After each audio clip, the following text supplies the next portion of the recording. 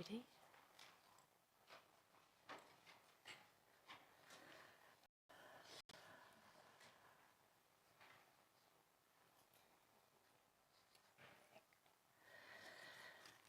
Kia ora and good morning, everyone.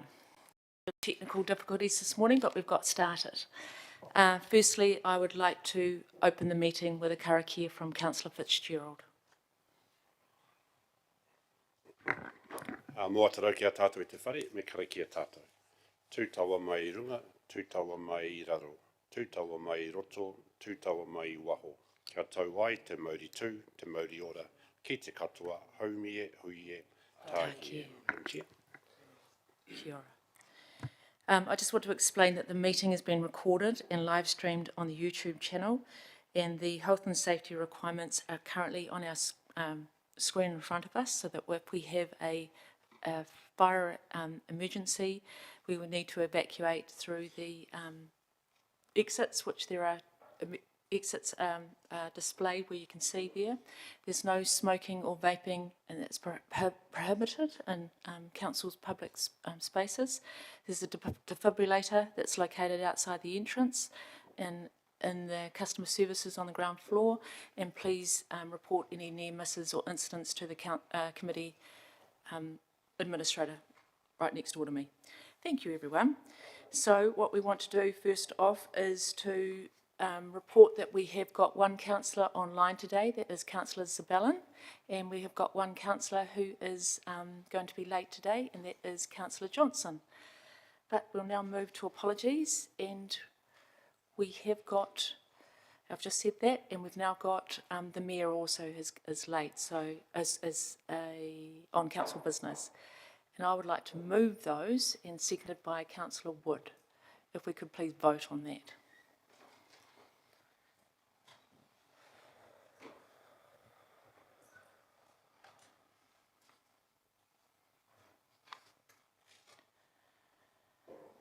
Right, that's passed, 13 votes for and none against. Moving to the next item, which is notification of additional items. I've had none, so we'll move to the next item, which is declarations of interest. I've had none. Have anybody declarations of interest? None? Okay, we've got public comment. So first up today we have got Alice Williamson. If Alice could move up to the seat that I indicated before. Alice is from Bayonesi and she has got 3 minutes.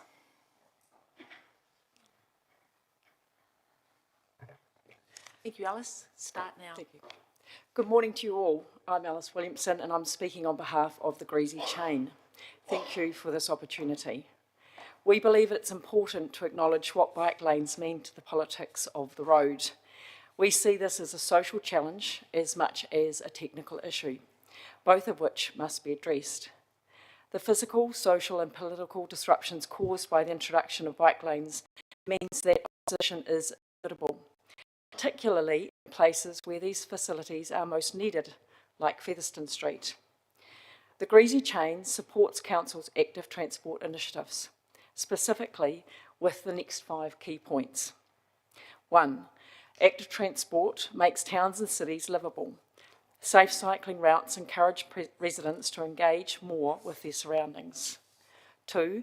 Active transport improves travel conditions for everyone, enhancing safety and accessibility for vehicles, pedestrians and cyclists, make urban travel more enjoyable for everyone. 3. Active transport makes the local economy stronger. Increased foot traffic benefits small businesses along cycle routes. 4. Active transport reduces costs for councils. Investing in cycling can decrease the financial burden on road maintenance. And 5. Active transport means healthier, more productive people. Active transport options promote physical and mental well-being, which enhances productivity. And I'd just like to read out a quote from a local medical doctor who says, "Given the alarming statistics of New Zealand ranking 3rd in global obesity, investing in cycling infrastructure seems an obvious choice. Promoting active transport not only enhances community health, but could also reduce long-term pressure on our healthcare system."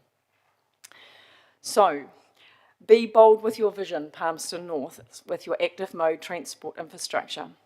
We encourage councils to contribute to continue to provide safe cycling and pedestrian infrastructure. We encourage Council to strongly convey the community benefits of active transport from an economic, health and environmental perspective. Thank you.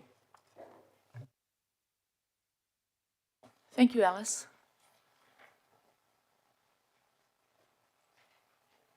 I'd like to move the recommendation on the screen that the committee receive the public comment for information, moved by myself and seconded by Councillor Wood.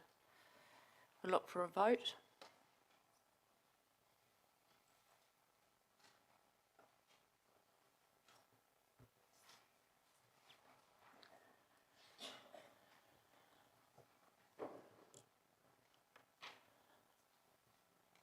That's moved 13 votes for and none against.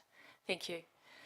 Right, we'll move to the next item, which is the petition from James Irwin, and he's online, and James has actually got 10 minutes. So James, we've tested you, which we tested you before, and I know you have got slides as well, so you have got 10 minutes, James. I know, can you hear me? You did smile, so I'm assuming you can hear me. You have only got 10 minutes, James, so go from there. Great, thank you very much. Can everybody see the slides that I had, or are they not Yes, displayed? we can see them, James. Okay, so I'll just say next slide as we go through. So tēnā koutou katoa, I'm James Irwin, and I'm speaking today as a representative of Streets Ahead Palmerston North. We're an active transport advocacy group in Palmy. I'm just hoping to continue the move towards active transport infrastructure in our city. And today I'm going to present the petition that we've put forward to the council regarding the Featherston Street changes. So next slide, please. This should only take about 7 minutes, so there should be a bit of discussion or questions. I'm going to quickly go over the Featherston Street changes, so why they've been done, and then also what's been done, and then present the petition. So why has our city made the changes on Featherston Street that have occurred? So Streets Ahead Palmerston North considers 5 main reasons. The first is the council's vision of our city, which is of a vibrant, exciting city, and infrastructure to encourage movement and interaction on the streets in our city is part of that, and that's what Featherston Street is. Secondly, changes that promote active transport, cycling, scootering, walking, catching the bus, encourage agency and independence and resilience of our kids, and having a city where kids grow up being independent, able to get from A to B, do what they want without being dependent on their parents to drive them is something that we think is a really good thing for our city to strive for. Thirdly, physical and mental health. Active transport improves both of those. Fourthly, sustainability. Cities the world over are making changes to try to reduce dependence on fossil fuels and car transport, and we're a little city, but we've got our part to play in that. And lastly, we are responsible for the vulnerable people in our society, and one aspect of that is that there's a number of people in our society who don't drive a car and need to get about our city without driving. So we need to look after them and make sure those people can live their lives as best as they can too. Next slide. So this is just a little picture. I want you all to think a little bit about what a street is, and this will just frame the rest of the talk. So a street, in comparison to a road or a highway, what is it, or what does that word mean to you and to us? I think that a street is a place where people move from A to B, but they do so in a way where they interact with other people. So they might watch a street performer or shop at a street vendor, or there might be a kid with a lemonade stand, or perhaps they bump into a neighbour as they're going from A to B. So a street's a place where people move in a way they interact with each other. And so you've got to go slow to do that, and you've got to be out in the open air. So walking's best, but scootering, catching the bus, biking, all allow you to interact with the people around you. And consider that when you're out and about doing stuff, you've usually got something to do and jobs to do, and they're a bit boring. The magic of the street is the mingling of the errand and the epiphany. So you go out to do one thing, but actually you end up doing something else, which has a major and positive influence on your life. Okay, so that's a little vignette. We'll move on now. Next slide, please. Now talking about agency with kids. So this comes from a survey of College Street families and kids from 2019. Colours are how you do get to school right now, and the height of the bars is how you'd like to get to school. First slide is how parents want their kids to get to school. And you can see light blue is dominant, most drive, but there's a clear desire to move towards walking, scootering and biking. Just take note that the walking bar is highest, the biking bar is lowest. Next slide, please. So these are the kids, and a few differences. One, they're much more desirous of change. Most of them want to change. And they want to bike over scooter, over walk. So kids like fun, and they want to bike, they want a scooter. Parents like safety, and getting on a bike or a scooter during school drop-off when there's lots of cars about is perceived to be dangerous. And that's a really important point, that any change needs to overcome parental perception of safety before it'll allow people to change what they do. So I think this graph highlights that quite nicely. The other thing this survey identified was that the distance you lived from school had a major influence over what you wanted to do. Those who lived close will typically want to walk or will walk or scooter. And as you get further away, cycling becomes more common. And the distance that was common for people to say, hey, I want to start cycling, was between 2 and 5 kilometres away from school. So that's another thing to highlight, that changes in the immediate vicinity of a school is not enough. For parents to perceive safety, the whole route needs to be safe. So that means changes over a long distance away from schools. Next slide, please. So has Featherston Street, have the changes done on this? I think it's a resounding yes. Vehicular traffic has slowed down along the street. Pedestrians can walk along the footpath pretty easily, and there's regular opportunities to cross the road safely. And cyclists are separated from vehicles and feel a lot safer than they previously did. So yeah, I think the changes have been really good. Can we move to the next slide, please? So the changes are great, but they're on a small section of a long street, and our petition asks Palmerston North City Council to complete the upgrade to Featherston Street from Botanical Road all the way to Vogel Street, and make changes that are more than just in a small area of the street. So that's what our petition is, and there were 330 people that signed it. So the petition's come through, I think, been passed through electronically to you all. I'll stop there. The slides have about 10 more slides, and they're just heaps of comments that came in the surveys that we did. And if you just have time, have a read through. They paint a pretty strong picture about the drivers of what stops people from getting out of their car and what keeps them in their car, both kids and parents. It makes interesting reading. Thank you, James. James, we've got 2 minutes left. Shall we use that for questions from councillors? Yeah, please, I'd be delighted. Okay, I'll see if there's any councillors that want to ask questions. Councillor Wood. Thank you, Madam Chair. Good morning, James. Thank you for coming to us over the web. Just a question for you. In the summary of the petition, it says of the 330 signatories, 121 are from Palmerston North and Manawatu. Do you know where the other 210 are from? Are they just spread around the country, or? Yeah, so it was the same as the other petition in that it was done on change.org, so it was open to people from outside the region to put their name to it. I think that that's misleading, that probably about a third of the signatures have no place of residence listed, for example, and for whatever reason, for example, I signed it in my place of residence came up as Wellington on it. I'm not quite sure how I managed that. Yeah, yeah, you're right. There's a number that are from out of town. I'd say about 2/3 are from Palmy. Appreciate that clarification. Thank you. Yeah. Thank you. There doesn't appear to be any more questions. Thank you so much, James, for your online petition and sharing that with us. Thank you for the opportunity to present this to you all. Thank you. Okay, I'll look to that the Economic Growth Committee receive the petition information, moved by myself and seconded by Councillor Wood.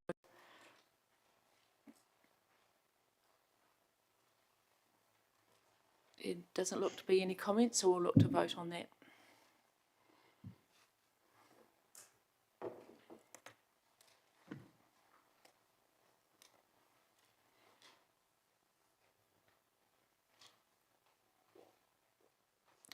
It has passed 15 votes for and none against. Thank you. Right, we'll now move to our next presentation, which is from a different tack altogether. We're looking at Nick from the factory, Nick Gain.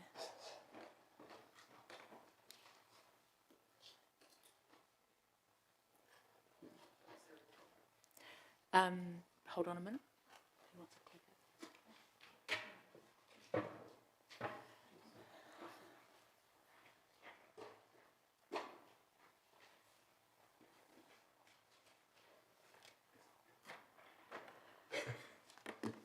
So Nick, you've got 10 minutes. You can introduce your guest to us. Thanks for inviting me today. It's really great to be here. So I'm Nick Gain, the General Manager at the factory. Today I'm joined by Benji Pritchard, who is one of my colleagues and our startup specialist. And in the audience, we also have Lynn McCurdy, who is the new chair of the factory board.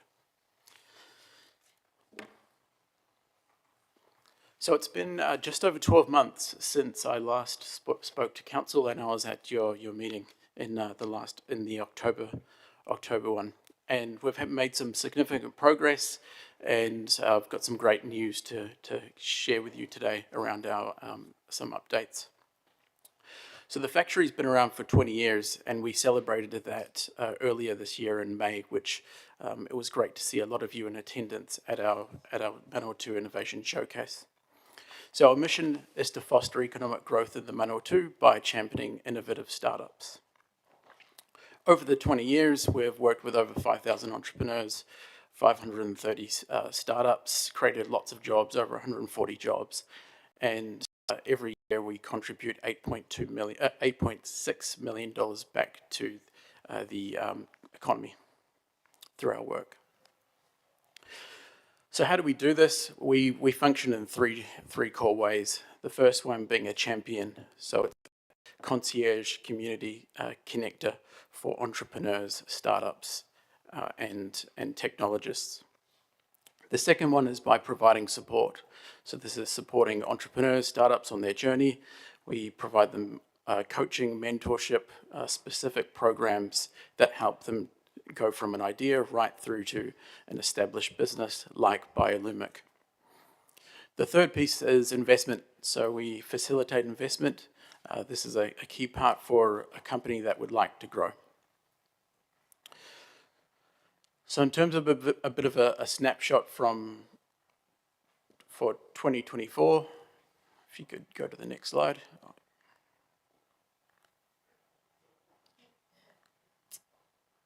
Just go back to the, yep. Just next slide. Sorry.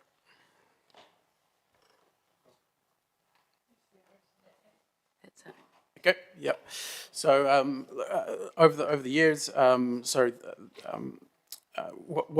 big thing we've done this year is really taken on the challenge to activate, connect, and connect the innovation ecosystem here in the Manawatu.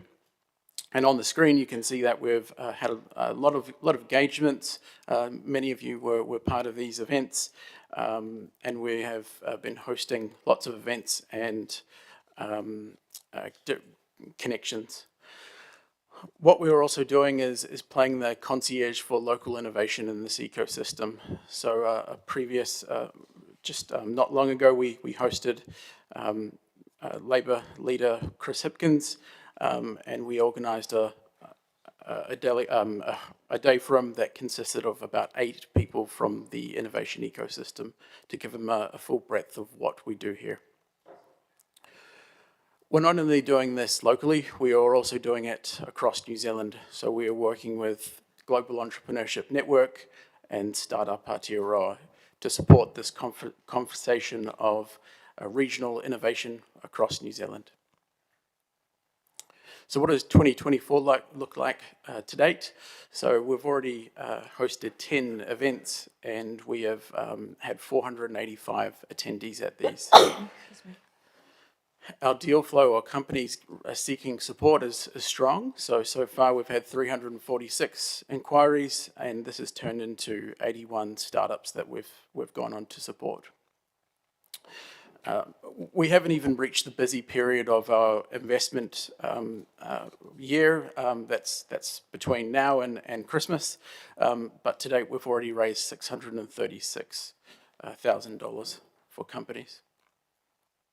So I wanted to share 3 case studies on some companies that we have worked with over the past 10 months.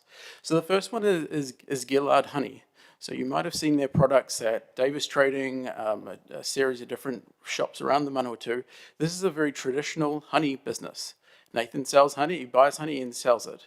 And he came to us and said, look, I actually want to expand this business. And we've been coaching him around how to develop a high value product. And so what this has gone and turned into is a traditional business, but is now developing 2 new products. One in the a coffee nougat lolly that's very high value, and an upcoming product which is a nutraceutical product. So we've been providing him coaching, guidance, and connections to specialists and key people. The second company that we've been working with is called Claim My Ride. This might be familiar to a few people. Craig was a participant in an Innovate competition several years ago, and since we've been working with him on a coaching basis. So Claim My Ride, it's a way of easily tracking and recording vehicle expenses. So we've been providing coaching support around how to grow and take that next step.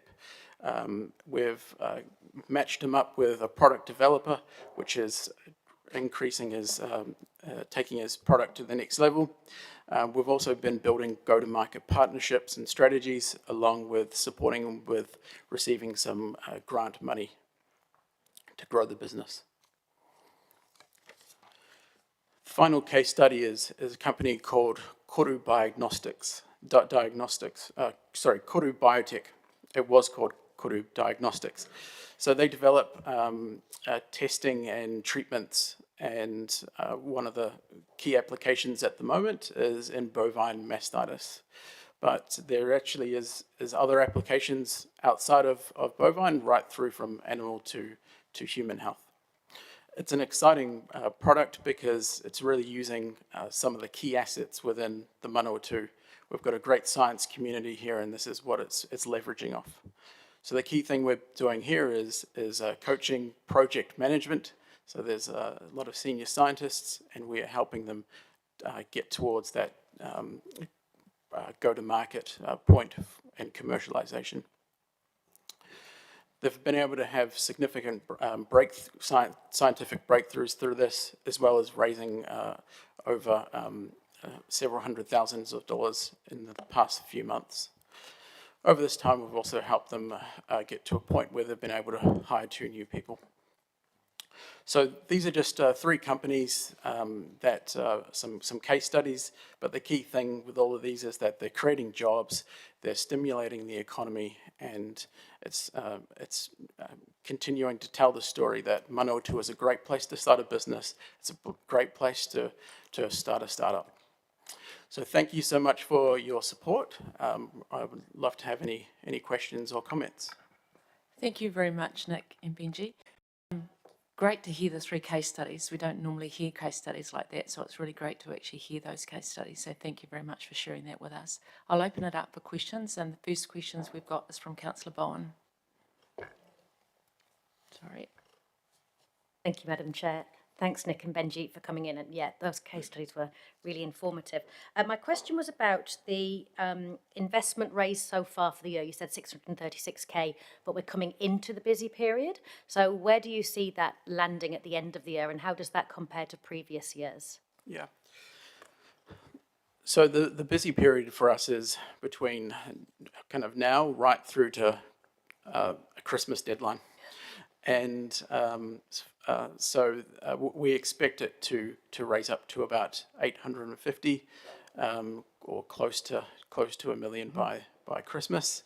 And this might flow a little bit into the new year.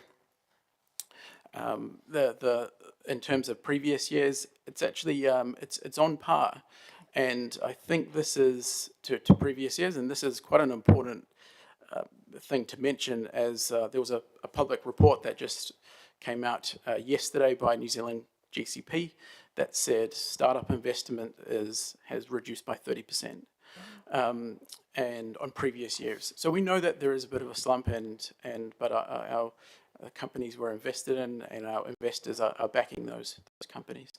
That's really encouraging to hear that we're holding up. Thank you, Madam Chair. Thank you. The Deputy Mayor. Thank you, Madam Chair. Thank you, Nick and Benji.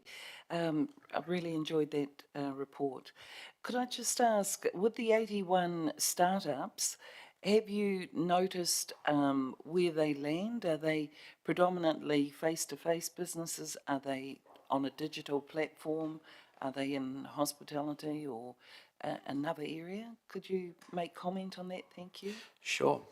So the 81 businesses are more in the high-tech field. So they are they're not traditional businesses. They wouldn't be in retail. They are businesses that we see as having potentially quite a large market that can be replicated and scaled up across New Zealand. All 81 have an ambition to go offshore. So they have that global from day one approach, which is part of our way of working with startups. If we want to make huge economic growth and development into the region, we want to work with companies that are able to scale up and make a big contribution back to that. Thank you very much. Councillor Barrett. Thank you, Madam Chair. Thanks, Nick, and good to see you here, Benji, as well. Question for you, just building on Councillor, just around the investment side of things. I guess what's being done to grow the investor pool, or what can you tell us about who's coming forward to invest? Are there more people coming forward? What sort of people? So we have I'd describe it as a small but tight-knit group of angel investors in the Manawatu. This consists of the key active angels consists of about 30 or so of those that are continuing to invest, but the wider group consists of at least double that amount. So the key thing that we're doing in this area is trying to find and identify great businesses and startups that they can invest in, and we are doing it through our pipeline. So the 81 that we saw, the 365 that we saw to 81, eventually that will move down to about 5 that they can potentially invest in. So we're putting a lot of work into that side. In terms of growing the pool, it's also reaching out to different types of angels and different types of wholesale investors to get them involved in this, and we've taken steps to do it. Last week we just held 2 weeks away, we held a public event that brought together the tech community, and there was some interested parties there that are now interested in angel investment. Right. So in terms of, I guess, bringing more money to the party, I mean, if somebody rich moves to town, do they get to join the club? Provided they meet all the FMCA requirements, which it's a major regulatory part for us. They have the opportunity to do that, and we'd love to encourage that. And if there is any opportunities within the council to help facilitate that, we'd love to be part of that. Great, thanks, Nick. Also wanted to just understand a little bit on your numbers, where you had the 636K that's been generated so far in investment, and you had indicated 81 startups. So does that mean that the typical investment's kind of in the 5,000 to 10,000 mark, or am I conflating those two numbers and I shouldn't be? Yeah, they're two different numbers. Okay. So the 636 is it consists of about 7 to 8 companies that have raised investment, and so it's the 81 which we're talking about. Not all of them have received funding. They've received a lot of support from us. Okay. They haven't all received funding. The main check size that we see is between 20 to 100,000. Great, cool. Thank you. Appreciate the work, Madam Chair. Thank you. There's no more questions, but thank you very much, Nick and Benji, for coming in, and also thank you to Lynn for the board for all the work that you do. So thank you very much. Thank you. I'd like to now move the recommendation that the Economic Committee receive the presentation for information today, and seconded by Councillor Wood. Thank you. As any other comments? No? We'll now move to vote.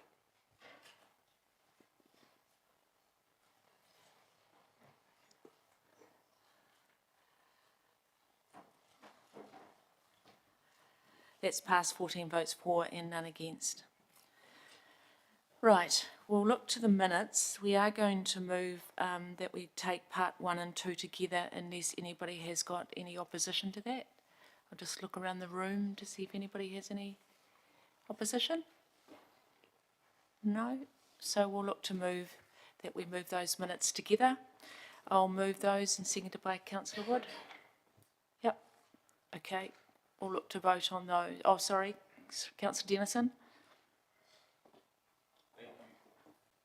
Oh, sorry. Thank you, Madam Chair. There's an occurrence of votes being noted that members did not vote. And I've been raising this at previous meetings, that the votes that are getting captured don't match the number of members around the table. In the item 49.24, it says that Councillor Vaughan Dennison did not vote. And I know why I'm here. I'm here to speak and advocate for our city and to vote on issues. And then it reoccurs again in the following item where Lou Finlay did not vote. And believe it or not, Brent Barrett and Lorna Johnson did not vote. And I just find that so hard to believe. And so can I please have my vote recorded for in 42.24 on the presentation of Palmy bid to correct that minute. Thank you. I think, I just will get governance to speak on this. I don't think it's my right to speak on this governance. So when we record you as not voting, it's because you weren't captured in the division. So you got your division where you as haven't voted. Hold on, Councillor Dennison, we need to just do this. Through you, Madam Chair, what happens when there's been many examples where it's been raised that the vote hasn't captured the number of members in the room? What happens thereafter? I thought there was a tidy up process of capturing those members' votes to correct the record rather than leave it lie. I noticed in last week's meeting, I think, or one recent meeting, that was the first time I've noticed a member being recorded as did not vote. This is the first time I can ever recall it captured that way. Why now are we just leaving members to be left uncaptured?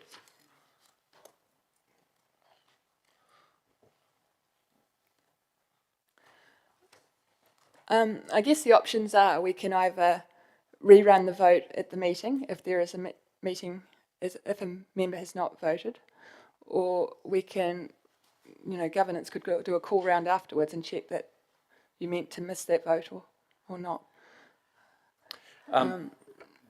Okay, can I just, okay, I appreciate the You can response. take it offline, but Sure. Madam Chair, I still want my vote recorded for on that item, because when the vote comes up, we're unaware, sometimes the voting pattern doesn't actually show on screen to actually know that my vote wasn't captured on that item. And so I feel an unjust if it's not counted in the direction I feel like I wish to weight my I think vote. the way around it is if we display the votes up on the screen after every vote. Is that what somebody else was going to say? So if we display every vote up on the screen, and if you can see yourself that it's not showing that you've voted, that's the point to put your hand up and squeal, my vote hasn't been recorded. Because that's the time, if we've got an opportunity every time, if the votes are not, that's the time to do it. Does anybody disagree with me here? Well, also, Madam Chair, in response from raising this, there have been times, many times, where we've raised the votes don't match the members of the room and the vote hasn't been retaken. So I've taken the interpretation that those members that weren't captured have been followed up for their vote to tidy the record. It seems that step has not been happening. Okay, I'm going to let another councillor speak.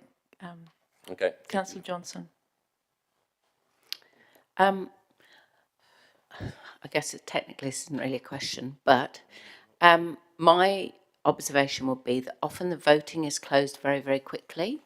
And I don't know if governance can see whether everybody's voted or not before they close the voting. So I'd be interested to know, because if you can see that you don't have the 16 votes, we'll be able to see the voting over a few seconds longer. Whereas if you're not able to see the number of votes, I can understand that there might be some difficulty with it. Because we've actually already had one of the occurrences this morning. I've actually noticed there's been one vote this morning already, so that's already happened today. So sorry, can governors respond whether they can see whether everyone's voted or not? so with the new system, we can't see Right. if people have voted or not. So it's not until the vote is closed that we know the numbers of votes. We can take this discussion offline rather than in the middle of the meeting. But Well, to be fair, I do think it's a very important issue. It's one that's been raised before, and I think in the meeting, in public, is a good place to raise it, to be perfectly honest. Okay, the Chief Executive would like to speak. Yeah, thank you, through Chair. We will follow this up. I know that there has been times in meetings where perhaps a vote hasn't come through, and we've said that we would actually look to catch up with that afterwards. So we do need to make sure that we follow up in instances where a vote hasn't been recorded. I can't imagine that there's any time when an elected member is deciding not to vote. So we'll just make sure that we collect that up better and make sure it's recorded appropriately. Councillor Finlay. Hold on, just a moment. Yeah, when I read the minutes the other night, I was wondering why on earth I didn't vote on it, because it's only the minutes of the meeting, and I thought, was I not in the room, or I couldn't remember, so I thought I left it there. But why would I not vote on the minutes? Okay, thank you, Councillor. We've captured that. Thank you. Okay, so governance is going to make a note and going to chase up. That's the action is on governance and the Chief Executive. And we are now going to vote on these minutes right now. Is everyone going to put their hand on the button? Sorry, Councillor Naylor, you're in the queue. Just to clarify, are we voting on these to be amended? Because I think that was a reasonable request from a member to have their vote included.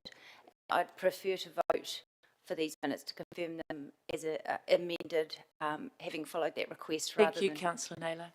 We've got as amended. Thank you. Right, happy? We're now going to vote on as amended. Instead of, can we take out be confirmed? Just as amended. we'll amend them and confirm. Okay. They will be confirmed, but we'll amend them. Make a lot of sense. That makes sense. No? Okay, thank you, everyone.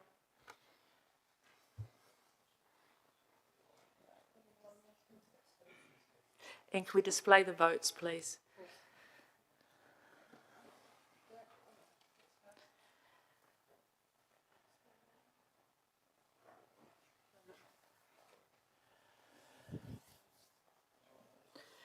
So that's 12 votes for and 2 against.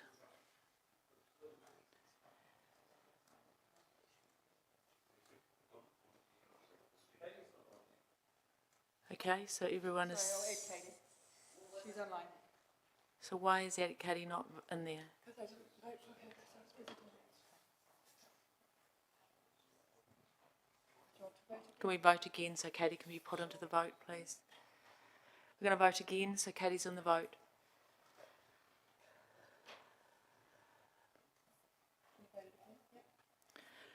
Okay, Katie, we're doing it again. Thanks, everyone.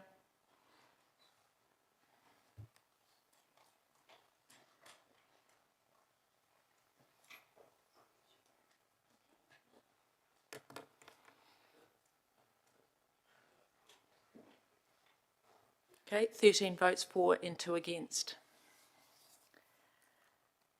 Okay, we're now moving to item number 9, which is item number 9 and number 10 together in here. Thank you. So we're taking these two items together. They were items from the document from the 18th of September. That's why we're having them together. So they're on page 17 of your document.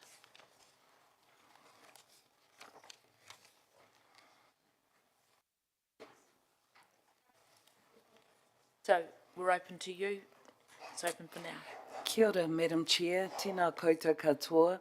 I take it that my memorandum for number 20, but I'm certainly open to any questions that anyone may have of me.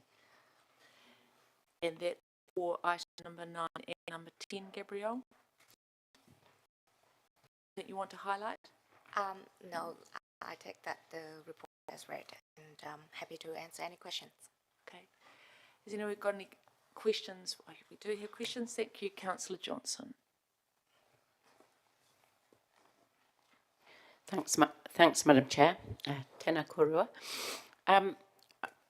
I'm not sure who is going to answer this, but it's about international education students in Palmerston North. Do we have figures for each year for how many students we have in the schools here from overseas as international students? Do we have those figures? Through the chair, yes, we do. We actually do receive a quarterly report of student visas for each of the study levels here in the city. However, we are not allowed to share the figures by Immigration New Zealand. Should we receive a request for information, we would then have to go back to Immigration New Zealand and ask for permission to share that number. So I can give you an approximate number, but I can't give you the... Right. Yeah, that was going to be my next question is, well, are you able in your report or from time to time to give us an indication of the trend? Are you able to say, you know, in the last 5 years, numbers have increased by X%? Could you tell us that? So we have started receiving these reports probably around the time after COVID. So we can certainly provide a graph to show the trends since the report's been received, but not before that. Okay, I would be really interested to see that because I think it would give us some objective data to look at to see the success efforts in the international education space or otherwise. And maybe if we could compare our trends with maybe national trends so we could see whether we're doing, you know, better because of the efforts we're putting in. I would find that really helpful if you were able to include something like that in future. Yes, we will. Thank you. Thank you. Thanks, Madam Chair. Councillor Bowen. Thank you, Madam Chair. I think probably to follow up a little bit on Councillor Johnson's question, Gabrielle, thanks for the report and Deputy Mayor, thank you for your report as well. The report is good qualitative data, but there's no quantitative data in it. And I know in previous reports that's something we've been asking for. So I'm just wondering, when do you think we can expect to see some quantitative data that reflects progress against our strategic outcomes in this space? So through the chair, we have tried to include more quantitative measures in this report as much as we could, but we are working with the city economist to develop a more systematic and effective approach for future progress tracking. So it is in progress. So that's the next report, we should expect to see that coming through? I should hope so. Brilliant. Thank you very much, Madam Chair. Councillor Naylor. Thank you, Madam Chair. Thank you both. My questions relate to item 10. The report does describe a lot of activity, but I'm just wondering, are we measuring outcomes at all, and will there be a time that those outcomes start to be reported and included in this report? Through you, Madam Chair, we are trying to track as much quantitative results as much as we can, but as you could see from the nature of the events and activities that we conducted, is there's a lot of connecting businesses to relevant partners, and sometimes those businesses do come back to us and say, thank you for making that connection and the result was so and so, but other times they are not obligated to come back to us and disclose the nature of the deal that was made after the events. So I recall that when we presented the annual plan, one of the suggestions was to record the number of attendees at the events rather than trying to capture the end result of what deals were made, because we were not in control of that. So that's what we are developing and hoping to capture in the coming reports. So just to clarify, so are we not actually looking to report on outcomes at all? So through the chair, we are looking at reporting the outcomes of the activities we organize, but we are not going to be able to determine what outcomes of the business connection or conversations happen after the events. So the General Manager wants to take this one up.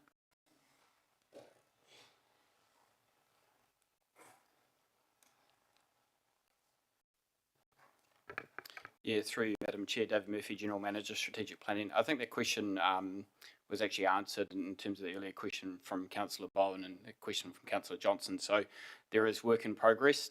Gabrielle and Kate are working closely with the City Economist to develop a set of indicators to report on, which will be included in future reports. Thank you. Councillor Bowen, if you come back into the queue. Thank you, Madam Chair. Yes, sorry to come back in. I did just have a couple of questions on the updated annual plan, and this, things might have moved on since the report was written. So particularly, I noted we have a plan for Missoula Day on Saturday, and I don't think that's happening, is it? No, through you, Madam Chair, things have changed since the report was submitted. So Missoula Day has been, well, it's owned by Pomibid, and their board has decided to postpone that to 2025 instead. Okay, thank you very much, Madam Chair. Thank you. Thank you very much. That's all the questions. Thank you. I'll look to move both recommendations together unless anyone's got any opposition to that. So the first recommendation is that the committee receive the memorandum titled International Visit to China, April 2024, seems such a long time ago, presented to the September meeting 24, and the second one is that committee receive the report titled International Relations Education 6-month report presented to the September meeting 2024. Okay. I've moved it, seconded by Councillor Wood. I just want to make a start-off comment by saying thank you very much for the work that the Deputy Mayor does in terms of her visit to China for the city. It's work that you have to put into those visits, and we do appreciate the work you do on behalf of the city. And thank you to Gabrielle for the work that you do for international students and the relationships that you do for international education. Thank you very much for all the efforts that you do. I'll hand over to other comments. Councillor Johnson. Thanks, Madam Chair. Yeah, so just to follow up my questions, I've been thinking about what it is precisely that I would find useful to be able to determine the value of this programme of work. And whilst not sort of discounting the value of soft diplomacy, I think where we're committing a significant chunk of financing and budget towards this programme, it will be good to be able to point to tangible results. And so I've been, we have, as Councillor Bowen mentioned, we have been asking about this for some time, but I think in terms of trying to extract things that I think would be useful, I do think that some oversight of student numbers at school level and at higher education level would be helpful, since that's one of the key aims of this programme. And whilst accepting that the data might have to be a little bit obscured because of immigration controls, at the same time, I think if we were to be able to see trends in Palmerston North, compare them to trends nationally, we could see how we were doing. If we get some precise measures like that, I think some of us who are at the moment a little uncomfortable about the spending on international relations, if we could see some tangible results, I think we would feel better. It's not to deny the amount of work and effort that goes into international visits and building relationships, which I know are important, but I do think it would add a bit of rigour to the report if we could see some actual figure and data and trends and how we compare to other cities, for example, who don't do international relations at all. So, is what we're doing adding value, or is it not? And I don't think that's an unreasonable question to put. So nothing, it's not negative about the programme as itself, but, I'd like to see something tangible. Thank you. Councillor Naylor. Thank you, Madam Chair.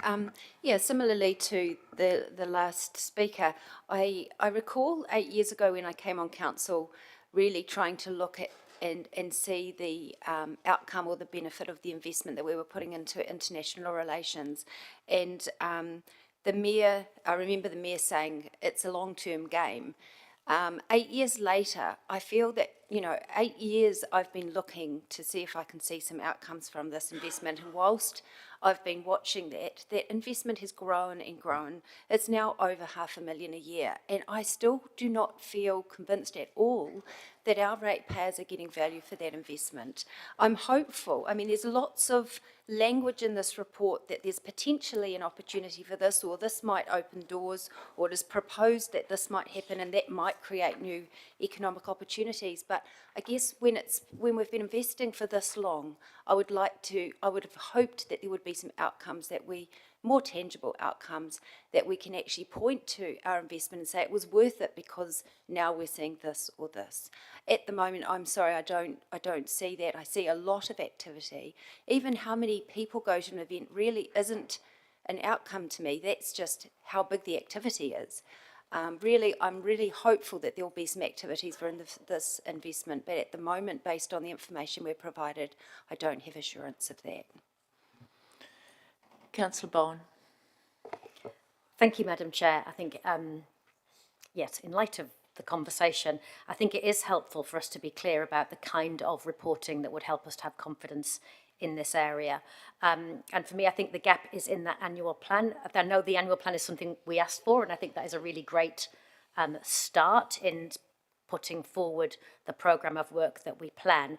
But for me, what's actually important in that is why we're doing that thing.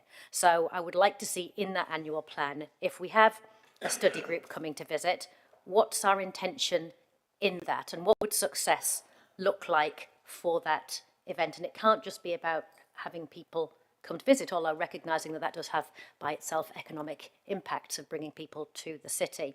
I'd also note that in that annual plan, there's significant overlap with other departments of council, most notably for me, the community development team. So this report includes things like the porphyry for welcoming newcomers, which is a community development activity. I wouldn't say it's primarily international relations. There's significant activity reported, which is led by other organisations. Palmy Bid's included here, and CEDA's included here. So I'd be looking to see outcomes maybe in their report, so nod to CEDA in the gallery there when there's a significant engagement around Te Tanganui in Sydney. Is that international relations, or is that work that CEDA's doing? And where would we expect to see those outcomes come through? That's really what I'm looking for in that. So a clearer idea of what we expect to get into something when we go into it, and a clear idea of where those outcomes are going to be reported. Thank you. Finally, the Deputy Mayor. Tēnā koe, Madam Chair. I perhaps should have mentioned this when I was up over there, so forgive me, please indulge me, colleagues. I just wanted to talk about the school side of things, clearly, and having some institutional knowledge around schools and how they operate with regards to international students. I don't think it's unreasonable to have those kind of indicators, and I'm sure there will be a way that we could do it, even if we had to contact schools and ask. But what I did want to say was, clearly it's beneficial for the schools to be involved because they have dedicated staff in international relations roles, and they wouldn't utilise their operational budget if it wasn't of benefit for them educationally, financially, and so forth. Not only do schools receive a significant amount of funding from the students that come and visit them, but on top of that, there is also funding to the families or residents of Palmerston North that host those students. And that within itself, of course, creates more money within the city through retail, hospitality, and of course, over and above all of that is the benefit of the educational exchanges and learning from each other. I did note, I'd never been to China until April, but it did strike me that from a cultural perspective, from their cultural lens, having contact with civic leadership was highly preferable, and endorsed the schools that went. I'd never considered that before, to be honest, and but I did get to see that firsthand. That's all I've got to say, but thank you, everyone. Kia ora. Councillor Finlay's crept into the queue. Sorry, let's get it a bit far away from reach. It's one of the things that I get asked about quite regularly. What do we get from these trips overseas, etc.? You know, we give grants to local organisations around the different things, and we ask for outcomes for those grants. We put money into the organisations expecting outcomes. And the question I've been asked is, what are the outcomes we've had from these overseas trips? And my standard answer was, we get students, but now we can't know that for sure because it's secret. So what do we get from these trips, and what are the outcomes we have for our investment? I think the ratepayers have a right to know. Right, that's all the points. I just want to sum up by saying the international relations and international students that come into the city is a big revenue stream for the city in total. And I think that Stacey, when she comes forward with her report shortly, will actually see those numbers. So it is a big, long game, which is what the mayor would say, but I'm not the mayor.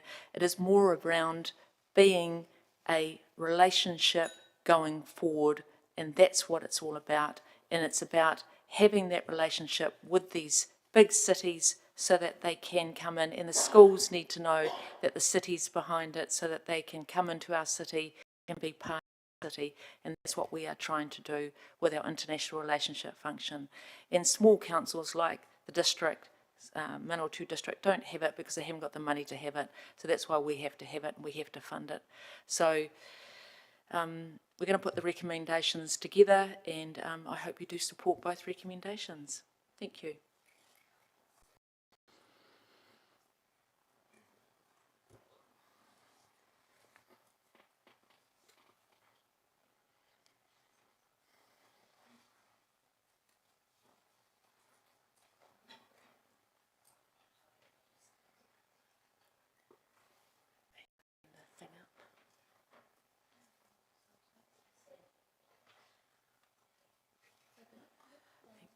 Thank you. That's 14 votes to 1. And we'll now move on to the next item, which is the Palms North Quarterly Report for September, and Stacey Adams is going to bring that forward with a presentation. Thank you, Stacey.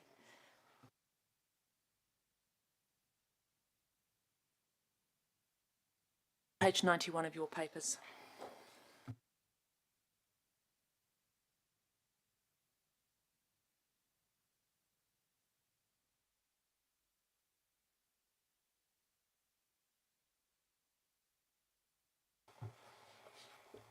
Kia ora tātou, Stacey Andrews, City Economist. Thank you for the opportunity to present this today. I'm just waiting for my presentation to come up. I have plugged it in, Nico.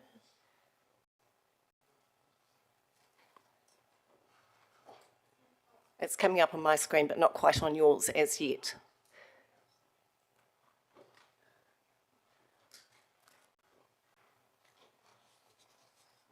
So I'll just start talking, I think that makes sense. So this report was from September, so this was deferred to this meeting today. I will note that the quarterly economic indicators are out tomorrow for the September quarter. So I do plan to come back to Council on the 11th of December with the September quarter data. So we'll move on with the presentation. So economic conditions in the June quarter have contracted further, and we're continuing to see that also in the September quarter with a lot of our data. None of this is unexpected at all, that we are in an economic slowdown due to that restrictive fiscal and monetary policy in particular. Unemployment has risen in the city as it has across the rest of New Zealand, I will say, and we are seeing an increase in unemployment in youth in particular. It is across all age groups, but youth are coming out of the labour force and actually entering back into tertiary education, which some think is actually a very positive outcome. When we had very tight labour market conditions, we had a lot of youth coming into the labour force in low paid work. Now they're moving back into tertiary education, which could be a better outcome for them over the long term. At the same time, the economic outlook is actually improving. So we're looking at a much lower interest rate environment. In the August monetary policy statement, the OCR track was 1.3% lower than what it was at the May monetary policy statement, which shows that actually the downturn or the contraction in economic activity across New Zealand is actually driving interest rates lower and sooner. It will take time for those lower interest rates to actually cycle through into stimulation of demand across the economy. So we're looking really at 2025, some relief coming through, and then 2026 seeing more growth environment. I had to put this in there around international conditions. While domestic interest rates are coming down, there are international factors that could see a floor on how low those interest rates will go, but we really know very little at present. All we do know is that the policy of the US in particular is reflationary, so a lot of spending and potentially higher inflation and higher global interest rates as a result. So efforts to drive down demand and tame inflation have worked. So this data is from June 2024, but we can see in the graph in particular that the CPI has declined to 2.2% over the year to September. The household living price index is also coming down, which is positive. It is higher due to the fact that the household living price index includes interest rates on mortgages, whereas the CPI actually doesn't. It includes home ownership costs and rental costs, but not the cost of servicing a mortgage. Construction PPI is also falling there. So that's all very positive and will help our interest rates to move, our domestic interest rates to move down quicker. So we know that the wider challenges have weighed on the economic activities. So Palmerston North had a GDP growth of negative 0.8% over the year to June, with New Zealand sitting at negative 0.2%. I will point out this is Infometrics figures as opposed to Stats New Zealand figures, so they do vary slightly, but the trend is the same. The direction of travel is the same. So the contraction of spending, in particular across the private sector, is what's driven down spending across the economy, brought down inflation, and also contributed to lower interest rates. So there's no surprises in the economic data. As we can see, I've shown this graph before, but basically 60% of GDP is driven by the private sector. So when businesses and households are concerned about their disposable incomes and stop spending, that's when we see a fall in demand across the economy, and that's what we're seeing here. We're also seeing a contraction in some areas of fiscal spending as well, government spending, which is driving that. Exports, we have some positive news coming through on exports that I haven't really included in this presentation, but that is positive in terms of dairy and red meat, which is improving vastly on last year's figures. So these wider economic conditions are weighing on spending. I'm not going to go through all the indicators one by one, but what we are basically seeing in the indicators is a reflection of this downturn in spending by households and businesses in particular. So we're seeing, in particular in tourism, we're seeing a downturn in domestic spending as our households stop spending money on travelling around New Zealand. So we're very much seeing that, whereas international tourism, with the opening of the borders and somewhat of a recovery, although we're not up to pre-COVID levels yet, but some recovery in our international tourism markets. So this discretionary spending, it's particularly, this pullback in spending is particularly observed within our discretionary spending. So we always see a lot of spending in groceries and liquor. That's one of our biggest sectors. Home and recreational retail is actually sometimes our biggest sector, and that is the one that was basically discretionary when we're talking about money spent on going out and or recreational items and also home renovations, etc. That's contracted by 7.6% in the city, so that's quite a strong contraction. Again, with arts, recreation and visitor transport, again discretionary spending, we're seeing the same thing as we are in accommodation, apparel and personal items. The one where we are seeing a little bit of an uptick is other consumer spending in the city, and this is actually flowing through to September data as well, quite a strong increase. But what we do have to understand there is that other consumer spending only makes up about 0.1% of our total spending. Therefore, it's interesting to look at that in terms of discretionary spending and the mood of consumers, but it's not a great deal of spending in terms of our overall. So business and jobs data are quite mixed and do reflect some resilience in our economy. So business counts are up 0.8% over the year to June. That's versus 1.5% for New Zealand, so it's strong at the national level as well. We are seeing a big downturn in non-residential construction investment. A lot of that is being driven by a pullback in spending actually in education and health construction. So we had some large projects rolling through, and now they've come through. It's been more than a year since they were consented, so they've rolled through the data, which is predominantly why we're seeing that big decline. Interestingly, we are seeing an increase in spending on factories in particular and industrial, so that's quite positive in terms of private investment in the city. Filled jobs data is quite mixed. We're seeing an increase in place of residence employment, but a downturn in filled jobs. This data actually won't be through till after our meeting in December. It's quite late this series, so we won't have updated. We will have September figures, but not December figures for that. Change, I do apologise, change in MSD job seeker recipients across the entire country are showing the same thing, and that's a large increase in the number of people who are unemployed and collecting the job seeker benefit.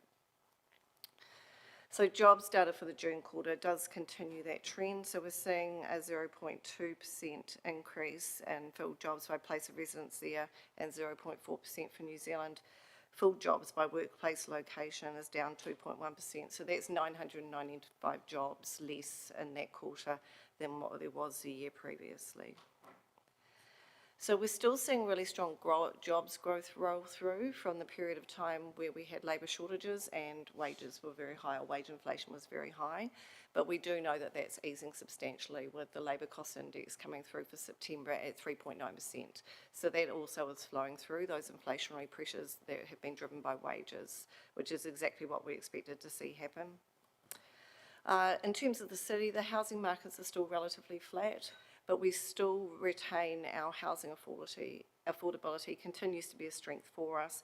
I will note that in terms of our rental affordability, renting a house here in Palmerston North is more affordable than either Manawatu District, our neighbour, or the Manawatu-Wanganui region as a whole, which is quite positive. That is partly borne by the fact that we have a higher household income level here in the city than across the region and some of our neighbours.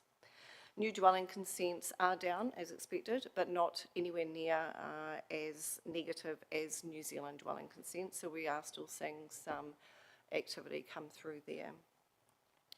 So on the upside, economic outlook, interest rates expected to fall at pace compared with previous forecasts. This will flow through to households and businesses sooner and stimulate demand across the economy sooner. We're also seeing another phenomenon where households have been fixing for 6-month to 12-month terms instead of the standard 2 to 3 year terms, which is traditional. So that will help that to transition through into households and business budgets sooner. So we are expecting 2025 to bring relief to many. This is a hot topic at the moment in terms of the economic outlook and energy price inflation concerns. As you can see in the wholesale price snapshot, on the 10th of August, prices got up to about $902 per megawatt. So this is an ongoing issue for New Zealand, although those pressures have come away somewhat. I will note that commercial gas prices fell to about 19.1% over the year to September. Still very high, but coming off that very strong 22.5% over the year to June 2024. We're unsure of the outlook really. We know that dwindling gas supplies is putting upward pressure on those electricity prices, as well as a lack of wind in August in particular, which also impacted on that. And we also needed to burn more gas, which was limited at that period of time, and coal, which drove up that price substantially. So we have an improving economic outlook. We had to go through the cycle really to get there. Short-term challenges do continue, but we see an improvement coming in 2025, in particular into 2026. We are seeing a big improvement in business confidence in particular, which is flowing through. So businesses are thinking that the outlook is positive compared to where they have been. Again, it will take time. Energy supply is in the spotlight, and productive capacity is very much front of mind for myself as an economist at the moment as we come through this period of time, making sure we have healthy and skilled humans that are available to go back to work upon recovery, and also infrastructure in an environment that can sustain that. Right, that's my presentation. Thank you very much. Thank you very much, Stacey. Just one stat you talked about was 81% are continuing to shop locally. Did I read that right? That is correct, yes. We have very high loyalty rates here in Palmerston North, so it's around 81.5% consistently. How do we track that? We do that through the flows data that we get from MarketView, so that provides us with information about the origin of cardholders to Palmerston North merchants. Okay, and they don't do it online, so do we know that they don't go online? We locally? do have data on, yes, there is online spending. It's not particularly high in the city relative to many other places, but we do track that as well. Okay, thank you. We'll go to the queue. We've got Councillor Johnson. Thanks, Madam Chair. Thanks, Stacey. My question is about housing and the consents. So, in the detail of your report in 2.33 and 2.34, you've mentioned that only 3/4 of those 408 consents were actual dwellings in Palmerston North. The others will be relocatable. So I just wondered, I was trying to just do a quick check, but in the Housing Business Development Capacity Report, the projected demand, I think, was something around 500 houses per year. Are we far off where we need to be on housing supply? I believe it's $399 within the latest housing business assessment. I Per believe it year. was 500 previously, yeah. Yeah. So I think we had very strong consent activity, dwelling consent activity over 2021, 2022, 2023.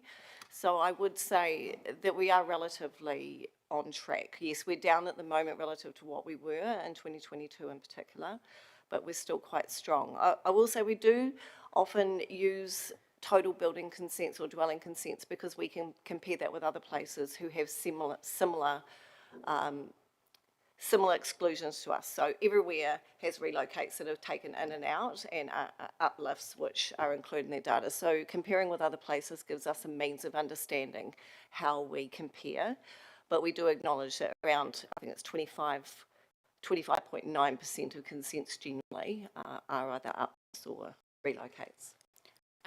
So would it be within what you think would be relevant for this report to provide some kind of tracking of how new dwellings in Palmerston North relate to the demand that we've anticipated and planned for, so that we can see whether we're on track or not for new dwellings? I think that would be easy enough to do. I think my one question would be if this report is the right mechanism for doing that, but I think definitely we should be having that information available to councillors. Okay. But we can talk about that. All right. Thank you.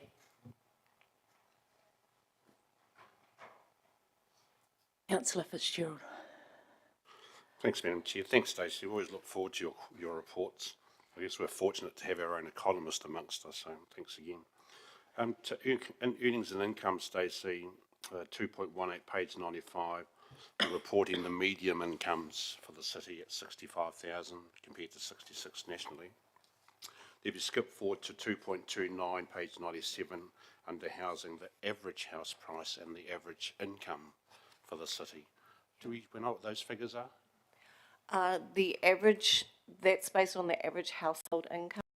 I believe it's around 132,000. I don't have it in front of me, but I can get that information, that exact information to you. Wonderful.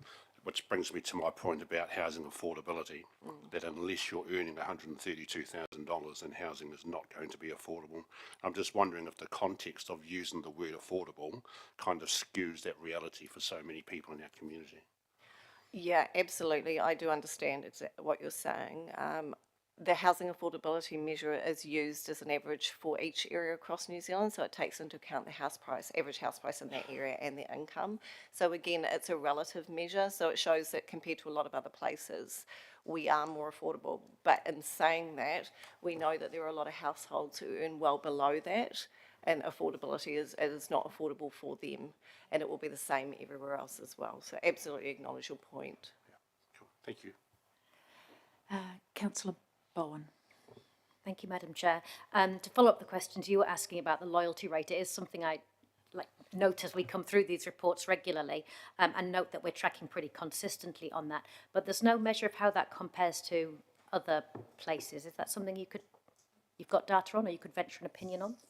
Yes, absolutely. We do have data on that. I know that Palmerston, Manawatu district is around the 48% as a relative measure. So that makes sense in the sense that a lot of people from Manawatu work over in Palmerston North. We're quite connected in that way. So people do their shopping here with the greater retail offering that we have here in the city relative to the district. But yes, we can definitely get some comparative data for you and bring that back. Like maybe a Hamilton kind of comparison for a similar. So I think that's interesting. Thank you. Councillor Hancock. Yeah, thanks, Madam Chair. Thanks, Stacey. Just a quick question just around, I guess I'm quite interested in the public housing register. There's been a lot of commentaries recently about a shift of people from emergency housing into transitional housing. And then, of course, your report actually notes that we've actually had a reduction of 81 people from the housing list, and there's a change in terms of the evidence required to prove housing need. What is council doing to perhaps try and understand that dynamic for our community at the moment? I would have to talk to community development as well on this because they would have greater insight. I have been looking at it myself in terms of the commentary coming through, and it does appear that the figures they're not reflecting a decrease in need. It's basically the requirements to be on the register that have changed. So my concern is that it's reflecting a reduction in need, but that it actually isn't. Need hasn't reduced. I think people just do not meet the change criteria now to be on the list. In terms of emergency and transition housing, we do have information on that for the city that I can bring back, which is the statistics that NSD do publish. The only problem around that, I guess, is again those criteria have changed and actually making sure we understand why those numbers have changed rather than assuming it's an improvement in conditions. I hope that makes sense. Might have been a very complicated answer. Yeah, thank you. I think it probably sort of leaves us in a place of not knowing. Perhaps a question just for the General Manager in terms of, is there anything that this committee or another committee should be doing to actually ensure we actually understand what is actually happening there for our community?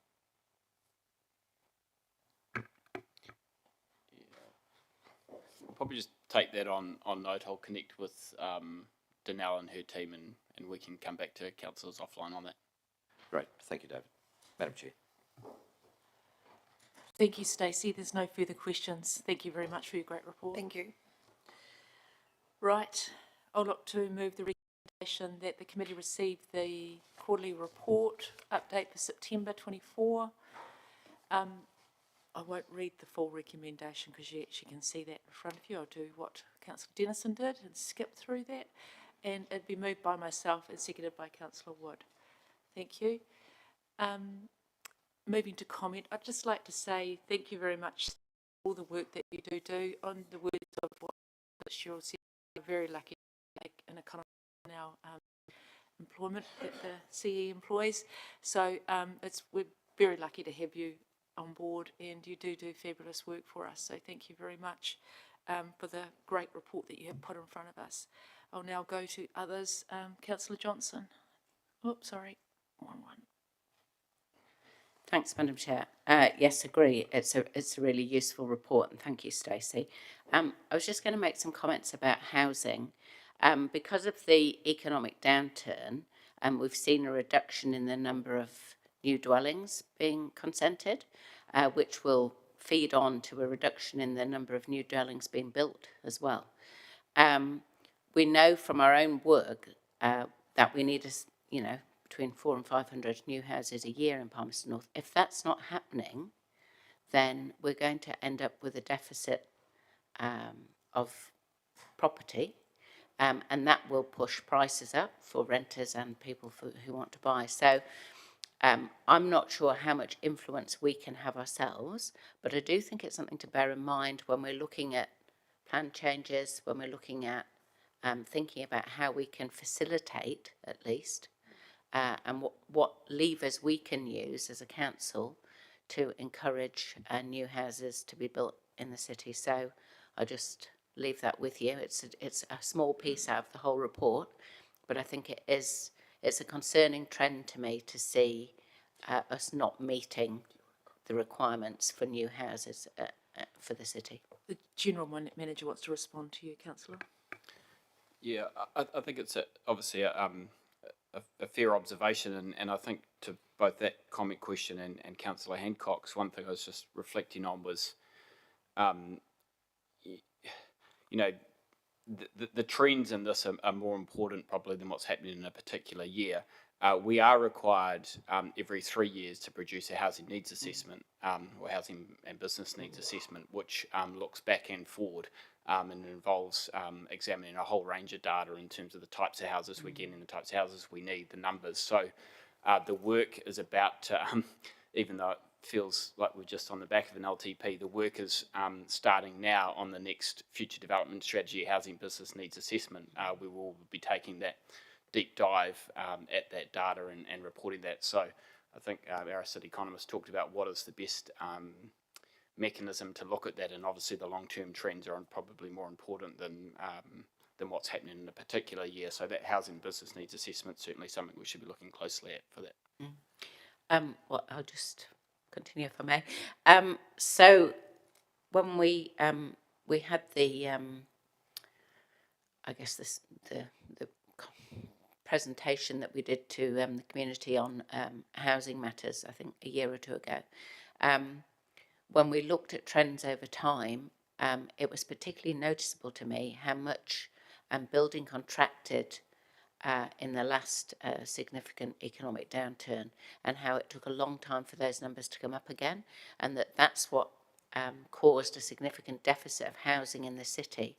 So whilst I appreciate that, you know, there'll be a report on it every 3 years, I think it's something to keep very much front of mind as we go forward.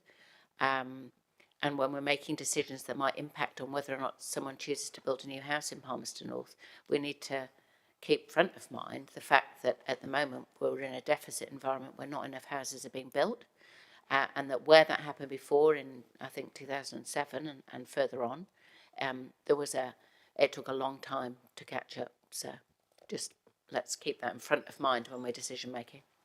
Thank you, Councillor. Councillor Bowen. Thank you, Madam Chair, and thanks, Stacey, for the always interesting report. I think just a few points that came out of that for me. There's a narrative that's coming through about survive through 25 now, that things are looking up, but that's not a short-term uptick. That's a get through the next 12 months, really. The question about interest rates, and I noted in the report, Stacey talked about people moving to a short-term fix, and there's a narrative, I think, that you hear out there that things are better because interest rates are coming down. But the reality is that people are coming off a 3-year, maybe longer fix. Their interest rates are still going up. They're coming off a fix and the new rate is higher. And so we're not going to see that translate into a sudden flurry of spending, because people will continue to feel less well off as that happens. So that's probably a 2 or 3 year transition while people normalise that flow through. So that continues to be a concern for me, that the economic narrative of good times are just around the corner won't actually be what's experienced by our community, just because of that lag in the way interest rates play through. But I am always interested in that loyalty indicator, and I suppose for me that's one message that we can give to our community, is that if there's one thing you can do for the economic well-being of our city, is if you can buy it locally, buy it locally. And I think our community are obviously doing a great job in that. I'd be interested to see how we compare to other regional cities in that regard. But to have you consistently an 80% loyalty rate is really good news for our local economy, for our retail hospitality sections particularly. And yeah, our community should be commended for doing their bit to get us through what is going to continue to be hard times. Thank you. Well said. Councillor Hancock. Yeah, thanks, Madam Chair. And I just really want to just make a brief comment just in terms of the questions I asked around sort of the narrative that exists at the moment. Where we're having reduced numbers of people actually in emergency housing. They're moving into transitional housing. Then, of course, our report, which actually tells us that we've actually got less people on the public housing register. And I take, some confidence from council officers that we need to actually look into that, and we'll be able to report back to councillors. And I kind of sort of think about that in the context of a reduced housing supply, and of course that's kind of got a whole lot of economic sort of drivers that are actually sort of sitting in behind that at the moment. So I guess I probably just really want to, highlight the fact that this potentially is a looming issue for our city, our community, and certainly for people who live in a position of vulnerability. So I really am looking forward to actually hearing back a little bit more of a robust discussion about where we're actually sitting with that particular issue. Thank you, Madam Chair. Thank you. Thank you, everyone. So we'll now look to vote on this. Thank you.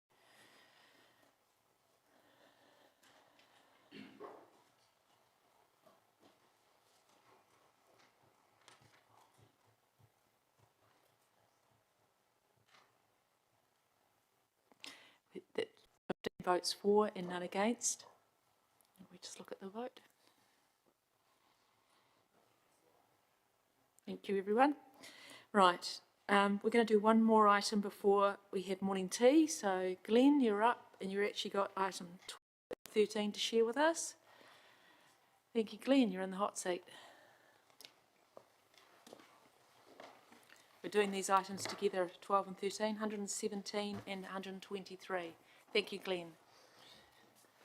Thank you, Madam Chair. Glenn O'Connor, Manager, Transport and Development.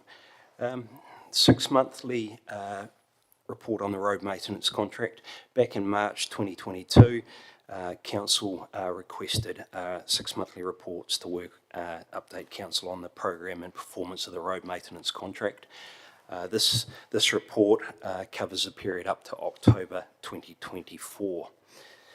Back in May, Council entered into the first 3-year extension period with Fulton Hogan, our road maintenance contractor. Part of that renewal, there was a focus on street lighting and street sweeping components of that contract, and accordingly this report touches on those two components. Councillors are well aware of the NZTA funding challenges and levels of service we're working through, so I won't spend time on that. What I do want to pick up on is the street sweeping, and to recap, our street sweeping contract with our contractor is what we call a measure and value contract. So rather than getting a lump sum to look after every street, every leaf, every bit of detritus in the curb and channel, we set as council a kilometre amount, or a program I should say, that the contractor follows. Officers inspect that the work that's been carried out and provided it's up to standard. We authorise payment to our contractors. It's pleasing to note in the period between July and October 2024, councillors undertook random audits network every fortnight for the street sweeping, and there was no substantive quality issues or rework required. The street lighting, councillors may remember that I've spoken in the past that we have reinstated night audits of our street light network. We carried out the first night audit of our street light network in July, and there was 235 lights that was observed not working. Our second quarterly audit was undertaken in October, and pleasingly there was 146 lights out, so that's a net improvement of 89 less lights out. A bit more detail than that, because lights fail obviously during the period, and there is network faults and there's light faults. But that's the broad picture. One other issue we've talked about in the chambers here is the power supply. Powerco and Powerco are responsible for providing the power to our street lights, and as with any electrical system, from time to time there's problems. Powerco have been very good in working with us, have put a lot of resource into identifying, fixing the issues and taking a bit of the time out of the system. And there's a wee graph in there, or a wee chart I should say, which details that from July 23 to June 24, about 57% of our lights were getting fixed that had a power supply issue. It was taking up to a month to fix 57%. What's nice, over that same period in the last 3 months, so in that same 1 month period, we're getting 88% of our lights fixed within a month that have a power supply failure. So that's quite a market improvement. I must say these figures are just a snapshot in time. They do change. It's happens where sometimes big streets go out and have a fault, and we lose a whole street, which is a number of lights, and that can skew the figures. So it is just a snapshot, really. Just wanted to pick up on the pavement rehabs, and when I say rehabs, I should say pavement rehabilitations. And the big one that we finished was Railway Road, pretty comprehensive road in anybody's transport network.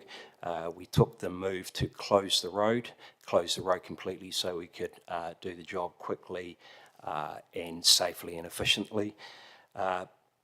the job went very, very well, and we achieved what we were after. We opened the road on time, and I believe it's fair to say the retailers, the businesses nearby were reasonably happy with the outcome from a program and a time point of view. My last point on this report before I jump into the streetlight infill lighting was 4.3 next steps. We've just got a wee note in there that we're currently reporting 6 monthly on this road maintenance contract.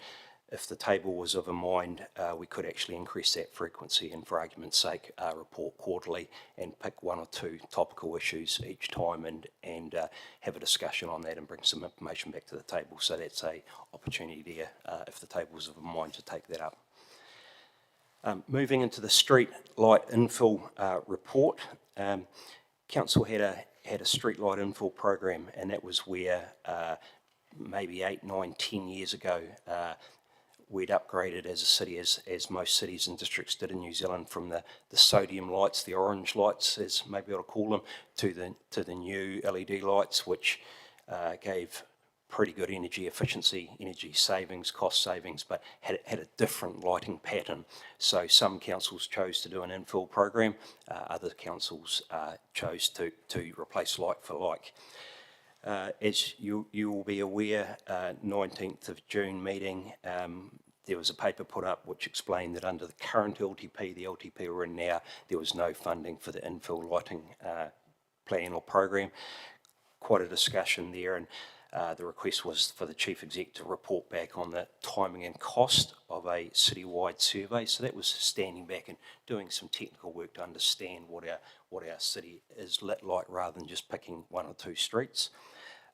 And coming back about the cost of that upgrade, and also replacement of street lights and bulbs in stock. And the bulbs in stock street light is covered under our maintenance contract, and I've got some detail in there that pretty much we've got enough resource stock to see this financial year out, and we're getting on top now of understanding our failure rate. 2 or 3 more audits and we'll have a fairly good idea on what our failure rate of luminaires of lights is, and we'll be able to stock accordingly.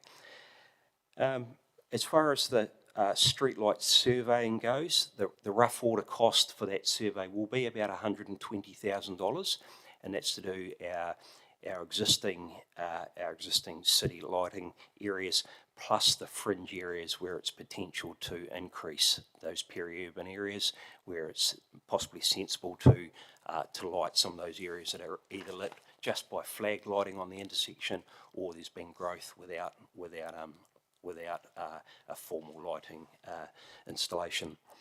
Once that survey had been undertaken, we could understand the priorities and we could turn that into a cost. And the recommendation here is that could be discussed as part of a future annual plan or LTP plan process. Under an LTP plan, we could seek funding from the Regional Land Transport Plan, NZTA, and seek co-funding if that was a fundable item at the time. Happy to take questions on those 2 reports.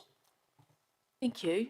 I've got a few questions, so I just invite councillors to make sure they direct their questions to a page number so that the officer knows which way they're going with the questions. Thank you.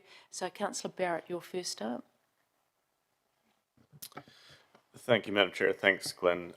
Just picking up on your point around PowerCo and getting information now with the 88% of faults fixed in a month. You indicated that was a snapshot. Will we be getting reporting over time? Will that become a regular part of reports so we can understand trends eventually? Certainly, Councillor. The intent is once we've got a good data set, we'll turn that into some graphs, something that we can visually see, and we'll note the exceptions. I would hope that maybe a year's time we've got a pretty good idea of trend, and I hope we're not speaking about it too much because the trend is stabilised and looks good. Thank you.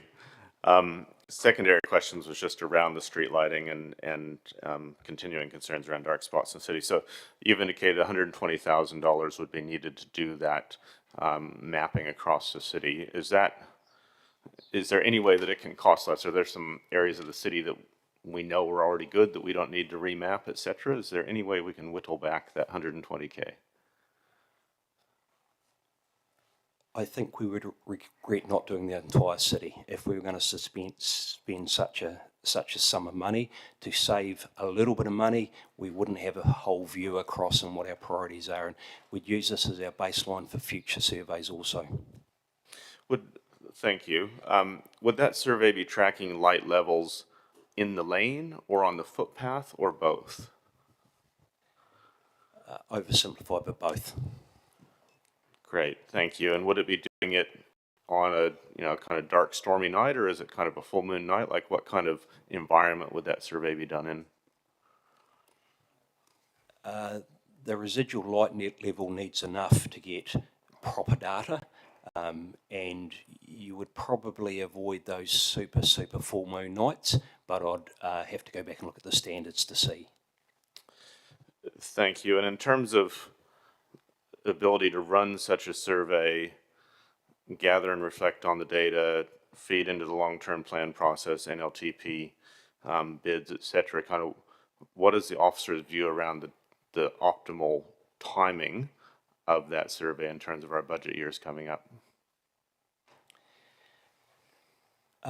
Very early in the third year, so the winter of the third year, so that we could put that into the LTP bids. The RLTP bids would be the view of officers. Great, thank you. So we could sit out the current annual budget round and make a note. Great, thank you, Madam Chair. Councillor Wood.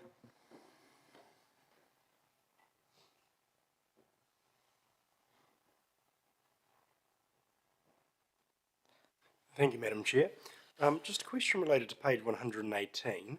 It talks about the street sweeping and light and fill, that these two contract components will be contingent on Fulton Hogan meeting key performance indicators in regards to whether we renew them or not. Are they on track to meet those key performance indicators? I don't see them reflected in the report. They certainly are on track to meet those key performance indicators as we gather more data, a bit like the streetlight answer. The component of that, which is the bulb replacement, will detail that sort of stuff more as we get into the reports. Thank you. Thank you, Madam Chair. Councillor Hancock. Yeah, thanks, Madam Chair. Thanks, Glenn. I just really want to just drill into, just to make sure that I've got a really clear understanding of some of the details around street lighting. The first report talks about street lighting, the Streetlight Night Survey, which was conducted in July this year, and 97% lit, so therefore we're compliant with the Australian New Zealand standard. Now, does that relate to, is that a numerical measure, or is that a lux or lighting level measure? Good question, Councillor. I should have been clearer. That's the numerical measure. Is the light on? Is the light working? The street light lux measure tells us how bright the lighting is, and by extension how bright the individual lights are and where the gaps are. Yep, thank you. So my next question really is just around sort of the change of lighting from the traditional lighting systems that we've actually had for years and years, and we've changed to LED lights in some parts of the city. So with that change, is there a reduction in the lighting level?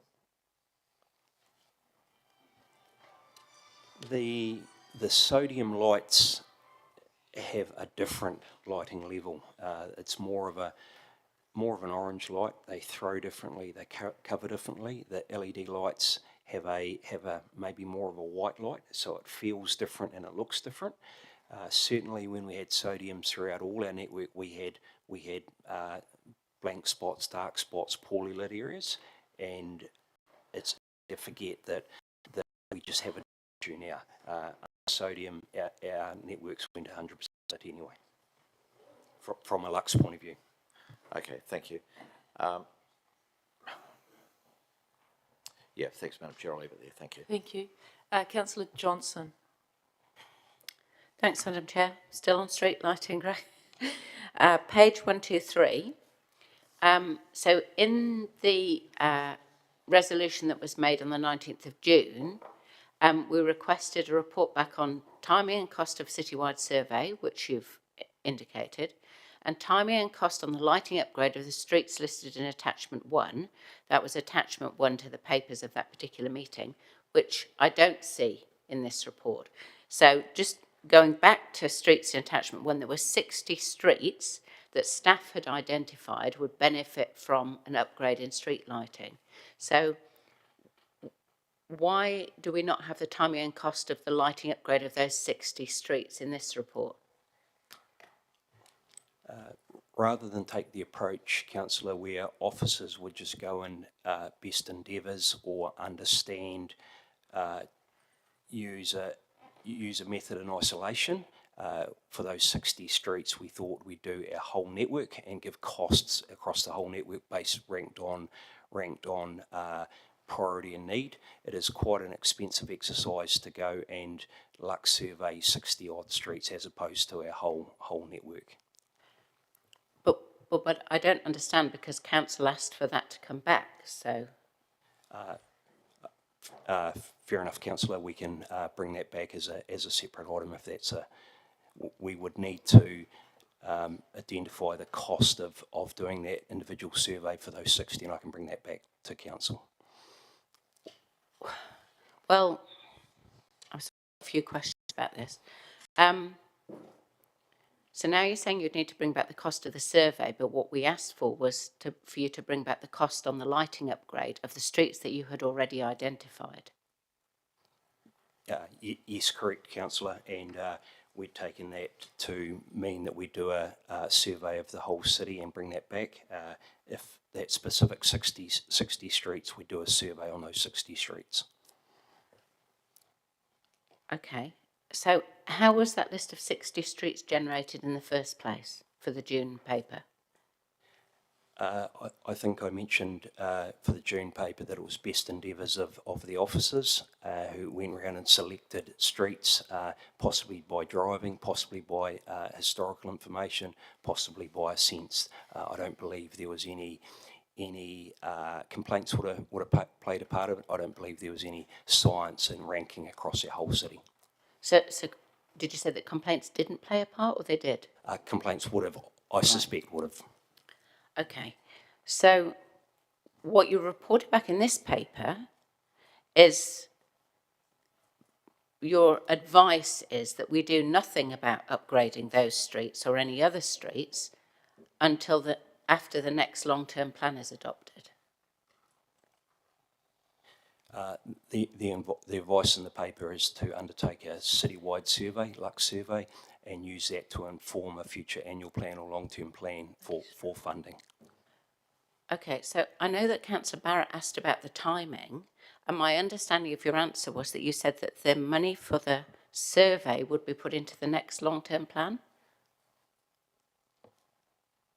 Sorry, councillor, I meant my answer to say very early in year 3 of this current long-term plan, so officers could undertake it start the survey 1st of July, which would have a pretty robust data set which could inform the LTP, RLTP process in the middle of year 3.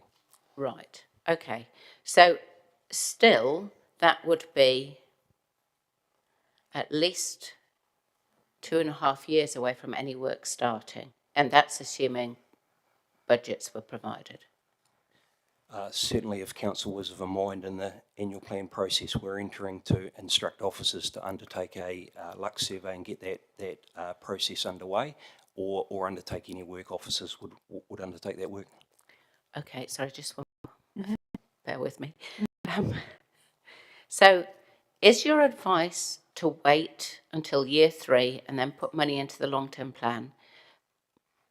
What is that advice based on? Is it based on what you think the priorities are? Is it based on what you think council will be prepared to accept? I mean, I'm just looking for your steer on this.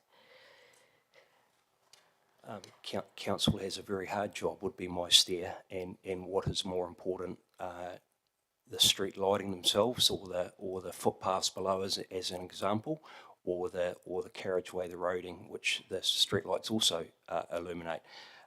Certainly, funding is a key factor in officers' advice, and if we could secure co-funding 51% from NZTA, which we'd get an opportunity to put that application in for next LTP, that would be a key consideration for officers. Okay, I'm getting it. Thank you, Councillor Johnson. Does the Chief Executive want to follow up on any of that? No? You think he's happy? Okay, good. I'm going to go to Councillor Zabellin online. Kia ora, Glenn. I'm on page 119 looking at 3.5 there, and just wanting to pick up on your point about using a measure and value basis for the street sweeping. Excuse me, I'm a little bit croaky. Just forgive me, is this the most effective way for the contractor to deploy their workforce, or are we micromanaging to some extent? This, I believe, is the most effective way for the contractors to manage their workforce because it allows them to have their incredibly expensive bit of street sweeping equipment on a set routine. What we had been operating on was more of a reactive basis where they'd be going across our city and doing small bits of sweeping, and there is a cost to that. So we can set a program up which can be changed as needed and should be changed, and then the contractors can deliver that program. Also for a city, it is an affordable program. Our streets with trees, it's almost impossible to have a street in leaf fall without any leaves down, so there has to be down on the road, the guttering, there has to be a way to measure what our contractors have done, and certainly under the measure and value contract, when the contractors have undertaken the work, we check the work as officers and certify the work, which allows them to get paid for the work they've done. Great, thank you. So, excuse me. So the forward program then is quite well understood, rather than being the reactionary ad hoc type directive approach that we might have had in the past. Yes, it will be.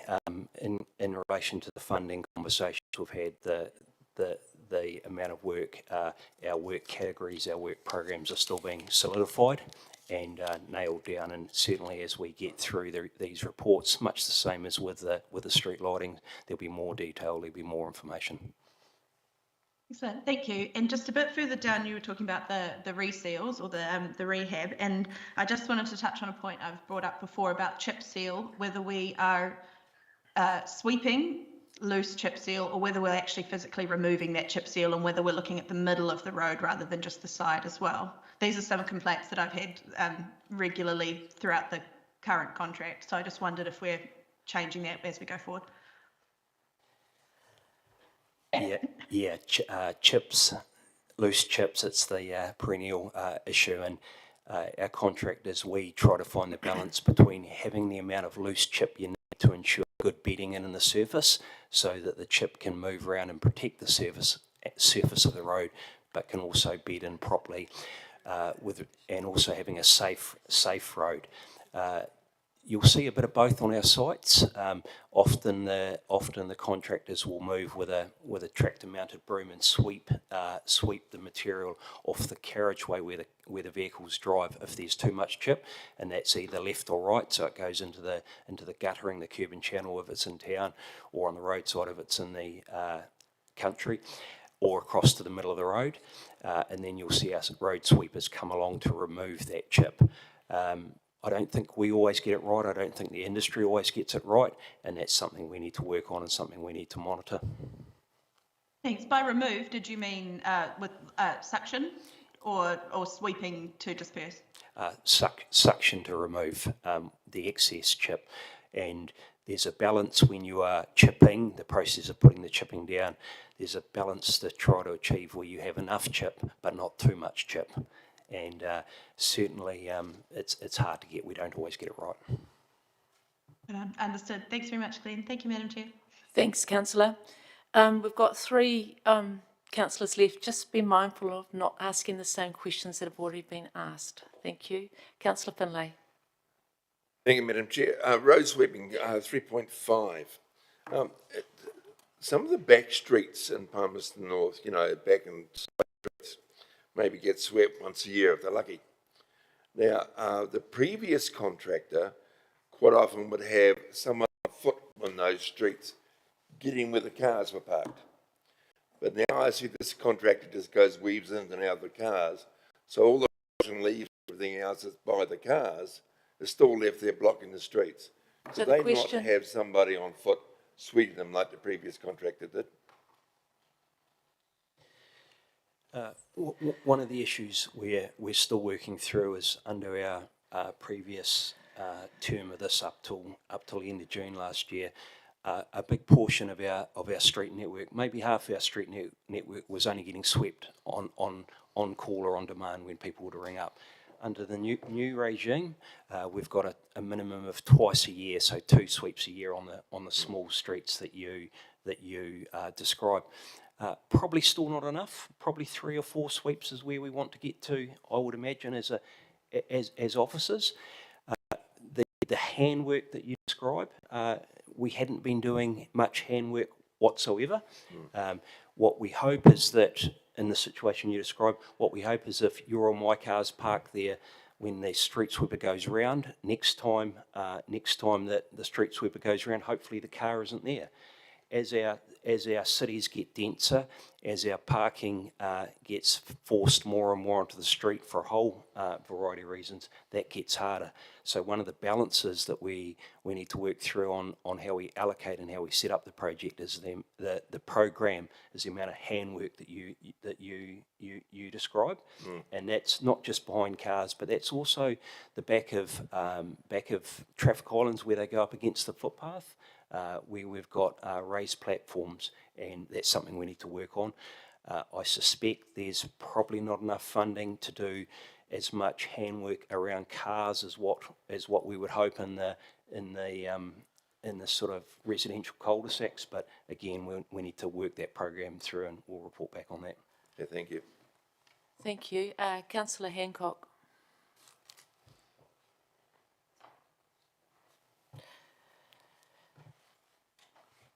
All right. You've had a question, Councillor. Is it a separate, different question? Yes, it is. Thanks, Madam Chair. It's just a continuation or extrapolation, I guess, of what I was... As long as it's a different question. It's a different question, Madam Okay, Chair. as long as it is. Glenn, you actually talked about the complaints being received in respect of a lack of lighting. Can you give us an understanding of the numbers of complaints we actually received and how many are currently live that haven't been responded to or can't be responded to? Oh, sorry, I'll need to put that out undercover. So I'll reply to that. I don't have that on my mind. I'm sorry. Okay, and you may not necessarily have the information here, but I'm actually dealing with a particular locality at the moment who, in a high deprivation area, do we have an understanding of impacts of lower lighting levels in high deprivation areas in the city? I would hope our services are deprivation blind. I hope we would provide the same service across the city, regardless of the deprivation. If that's your question, I'm not sure I understand. Yeah, thank you. And I suppose my last question really is, I just really want to get an understanding of the delay in terms of actually putting this into an annual budget or a long-term plan. So is really the driver to actually delay it for another year? Is that primarily because we've got no NZTA funding? Is that? We've got no funding, full stop. We haven't got council for the Lux Day you here. We've got no council funding or no NZTA funding. I think this has been answered already, Councillor. It's been asked and answered, so thank you for asking it again, but we've actually heard the answer already. Yeah, Madam Chair, I just think there was probably... heard the answer already. Yeah, but I'm just suggesting that perhaps there is an appetite in the chamber. Yeah, but there is actually a recommendation coming shortly. So, oh, thank you. Now that I know that, I'm very happy. You can actually see the recommendation shortly. Okay, Councillor Arnott. Pardon? Okay. I just think it's respectful that members allow each other to speak and not cut across one another. So just would like to bring up point of order that we show respect in the chamber. Thank you. I'm sorry about that, Councillor Hancock. Sorry for doing that. I'm just trying to move the meeting on, so I'm sorry for doing that to you. Councillor Arnott. Thank you, Madam Chair. Just quickly, we've got a lot of streets in the city with a lot of trees, are they automatically in the system for pickup annually when there's leaf drop, or is it by complaint? The ideal system, councillor, is for leaf droppers you have a refined program, so you know year in, year out what the areas are, what the best way, what we need to do. We need to refine that program, so it's a bit of both, really. Certainly, it's reasonably clear from experience that the streets that have high leaf drop and they are programmed higher. There's always a balance. Between responding to complaints for leaf drop, or else maybe you end up responding to the heavily treed streets where there's a lot of complaints, whereas there's heavily treed streets that don't get a lot of complaints for some reason, but actually have a bit more flooding, and that's a tough balance to try and find. Thank you. And just quickly, I'm always interested in flow and effect. With a different way of picking up leaves these days, is there more noticeable blockages in the systems because of that? Are there more issues with sumps and things being blocked? One change that is more noticeable over the last maybe 10 years is more vehicles parked on the road and impacting, as councillor asked here earlier or discussed, it's harder to access the network now with a road sweeper, so the costs have increased, it's slower, it's harder. I suspect, and I'm still learning this network to be fair, but I suspect maybe in days gone by, people would see that there was a small issue out in front of their property where a sump had a few leaves on, and I suspect people would go out and just clear that, maybe a bit of civic duty. I suspect, and I'm using the word suspect, I suspect that doesn't happen as much, and that has major impacts pretty quickly. Okay. So yeah, just a couple of observations. That's great. Thank you, sir. Madam Chair. Thank you, Glenn. There are no further questions. Thank you very much. We're going to look to move both of these recommendations together, and we have got a further recommendation from which Councillor Barrett has brought, and we'll bring that one up as well. But we'll look to move these two. I'll move them, and seconded by Councillor Wood. And Councillor Barrett, I'll get you to speak to your recommendation.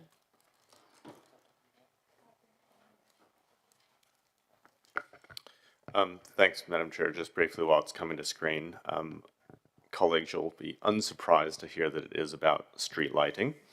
And we do know that there's ongoing gaps, concerns, issues. I mean, there's a list already of 60 streets from casual observation. I think we're caught between wanting to move quickly and knowing that moving means millions of dollars, and so co-investment is going to be an important part of that movement. So officer's advice was to focus on year 3, and I acknowledge it's a bit of a stretch to signal something for year 3 while we're in the year 2 process, but I did feel, given that there is intense community interest around this, it'd be useful to send the next council a message around what should be in that process. So this recommendation seeks to do this, gives in due course the community opportunity to give us some feedback, will set us up for the next long-term plan and NZTA funding cycles. I do find it quite frustrating that it's that kind of time frame, because we're literally leaving residents in the dark in the meanwhile. But at least this sets the wheels in motion, albeit slowly. So I'd ask for support so that it can be officially in the planning processes going forward, that we can look to resolve this ongoing concern in the community. Thank you. Councillor Johnson. Thanks, Madam Chair. I was going to make some comments about street lighting, but I'm not satisfied that the 26-27 process is soon enough. I do feel that we're allowing funding constraints around NZTA co-funding to determine whether or not we light our streets. And to my mind, street lighting is one of those basic, absolutely basic functions. Whether we get co-funding from NZTA for it or not, it's something we should be doing properly. These 60 streets were identified by contractors. There may well be more. I understand that there wasn't necessarily a science behind it, but I'm really unwilling to make residents in those streets and anybody using them wait another at least 3 years to get any kind of programme established. And as we saw from the last programme, you know, it took about 7 years for all of the infill to be done. So, you know, whilst I understand that members looking for co-funding and that staff have recommended this timing, it seems to me fundamentally based on the availability of co-funding, I'm not satisfied with that. So I'd like to propose that we amend the recommendation to for the budget to be referred to the annual budget process for this year, well, you know, the coming year, 25-26, and let's consult on it. Let's ask the public what they want. If they don't want it, that's fine. We'll put it on the back burner, along with a whole lot of other things. But I think that this is one of those fundamental services that councils are supposed to provide. It's not good enough, and we need to crack on with it. So you have got a seconder. It was Councillor Hancock that was going to. I thought perhaps it would be. Yeah. So yeah, I want to test doing it a bit sooner. Can you change the date though? So it's just the date's been changed. Just the date. Yeah, they're just changing the date for you. You finish your talk? Well, I feel as though I've been banging on about this all the time that I've been on council, to be honest. But it isn't good enough. It does contribute to crime. It does contribute to people's feeling of unsafe environment. And, you know, there are other things that I would rather delay than street lighting. So can we please just get on with it? Thank you. Yes. Councillor Wood, are you talking to the amendment or are you to the overall amendment? Thank you, Madam Chair. My comments are applicable to both the amendment or the substantive, so I'm happy to speak to both. But I'd first say I agree with Councillor Johnson. When we know that we've got streets identified in the city that need this work, it does seem bizarre to then wait 3 or 4 years before work would even begin on that and we would start to realise the benefits for it in our community.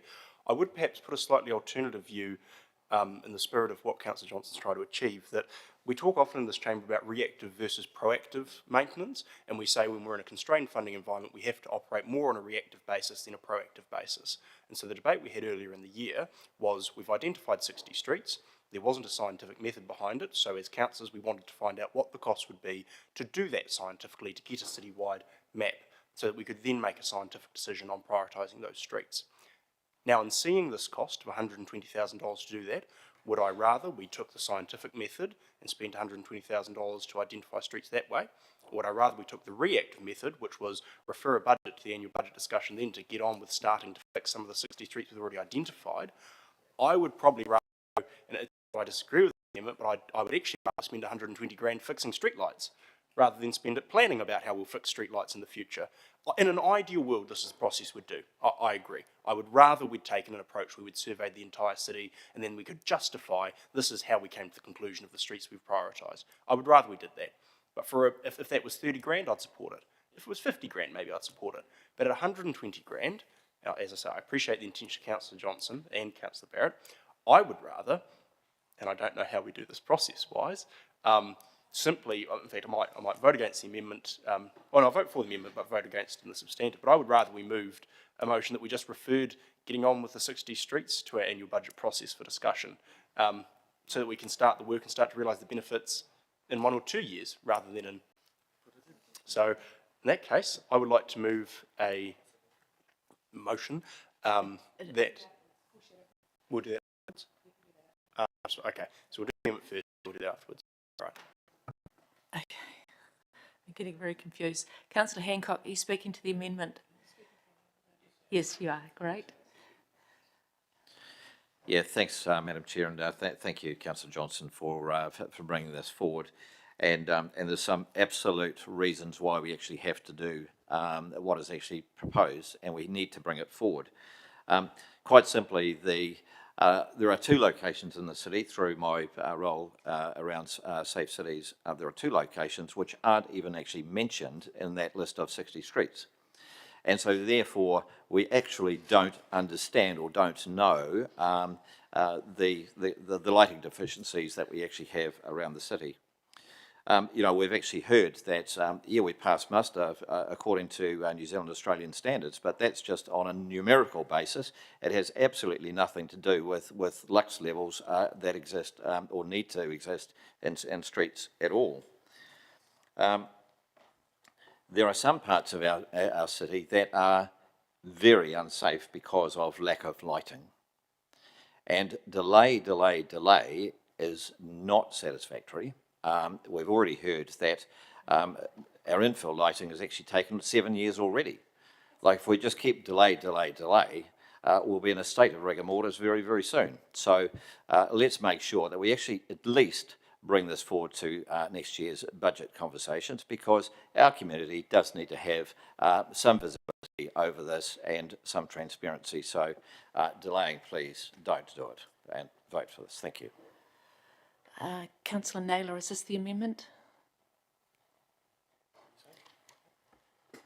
Thank you, Madam Chair. Similar to Councillor Wood, I don't have an appetite to refer a budget of 120,000 just simply for a survey.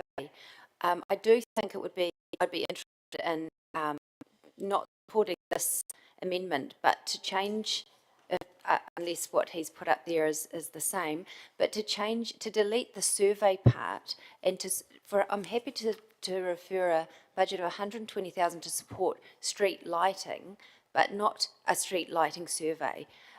So to be referred. So I won't support it in its current form, but happy to support an amendment if this one fails. Okay, we've got more people coming in. Councillor Johnson. Oh, okay, yeah. Councillor Mickelard, is this to the amendment? Sorry, I haven't put you in. Is this to the amendment? Yeah. I mean, Councillor Wood didn't on his head. The reason why I won't be supporting this is simply because I'm not prepared to spend $120,000 on a survey when that money could actually be used to actually fix the 60 streets that have been identified so far. Yeah, I just feel like spending $120 on $120,000, sorry, on the survey just seems a bit absurd, given the funding constraints or economic challenges that we're currently facing. So yeah, I'll leave it at that. But I'll vote against this and then support the recommendation being put by Councillor Wood. Okay, we're going to go back to Councillor Johnson for the right of reply. Thanks, Madam Chair. I wasn't expecting I'd have to explain to people the value of the survey, but from comments it seems that I will. So it's entirely sensible and reasonable, before we invest what will be millions of dollars, to do a precise survey of where the spending is needed. At the moment, what we've got is a list of 60 streets that was identified by contractors. Possibly some of them have had complaints associated with them. What we don't know is whether there's another 60 or another 600 streets that need infill lighting, and also whether those other streets might be of a higher priority or more needy. So whilst I understand the temptation of just, let's just cut to the chase and do the action, we have to be guided by the need. If we don't have a scientific assessment of the need, then it's simply, well, which street has complained the most? Which street, do we feel for some subjective reason is more deserving than the other street? We have to be able to in some way prioritise this body of work, and to be able to understand the size and the need. And the way to do that is through the survey. Nobody wants to spend $120,000 on a survey, but if we don't have the information and the evidence to support the further spending, then I think we're just in a kind of a popularity contest around which street wins out. So please support, and even at this stage, it's not even committing it, it's just putting it into the budget process. But still, the concept of a survey, I think, is very important. And I think the officer explained that when I was asking why he had gone to that rather than recommending those streets to be upgraded. However, I would also support Councillor Wood's, not that I've seen it yet, but in principle, support his additional motion to put money in to start some work sooner. Because however constrained the environment is, as a city council, if we don't provide adequate street lighting, we're not doing our jobs. Right. Thank you, everyone. This is on the amendment, which is in front of us, that the budget of 120,000 to support a street lighting survey to be referred to the annual budget 2025 process by Councillor Johnson and Councillor Hancock. Let's vote on that one, number 2. Thank you.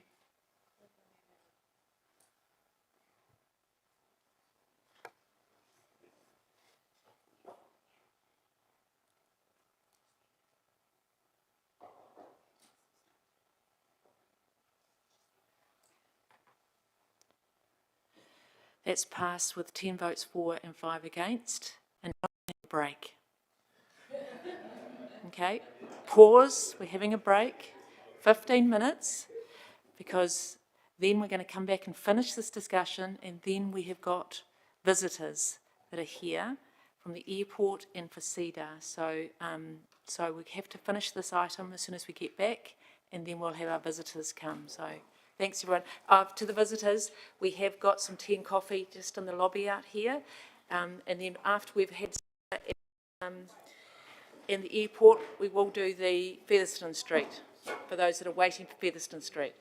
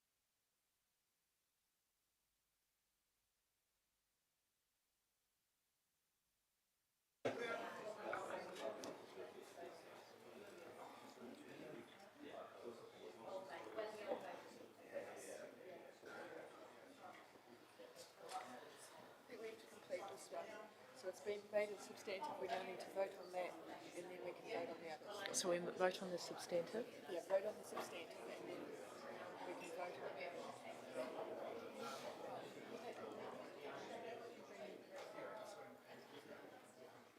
Which one's the substantive?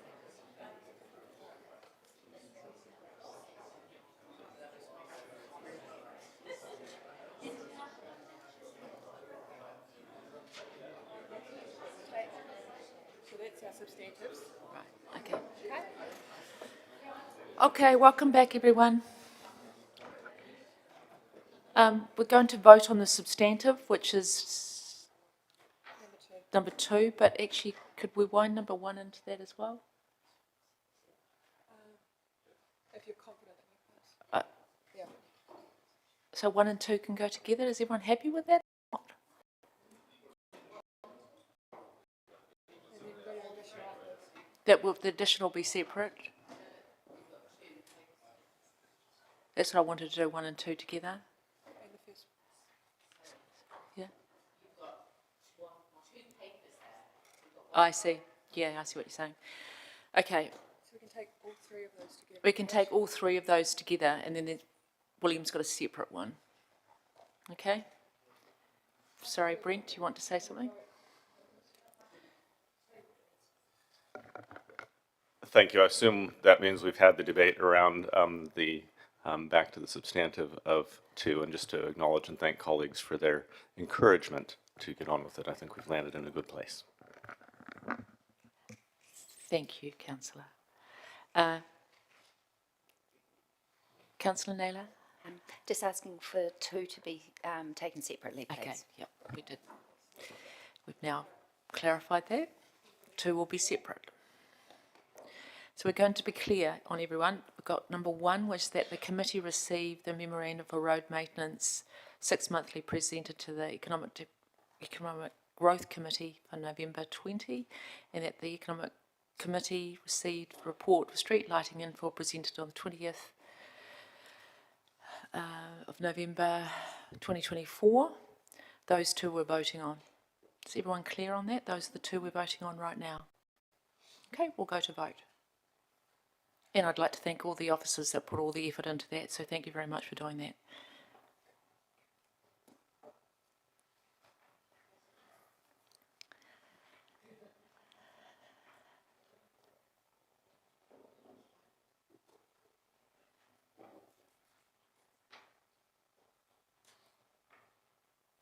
It's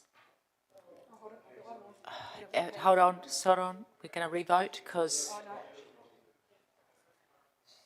have you got it? She's not in. Okay, so that is, everybody has voted. That is 14 votes for and none against.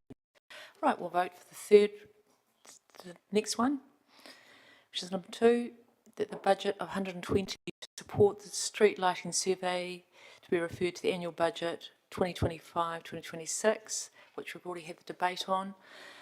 It was put up by Councillor Johnson and Councillor Hancock, and had that debate. So this is the substantive. Okay. Everyone, we'll vote on that again.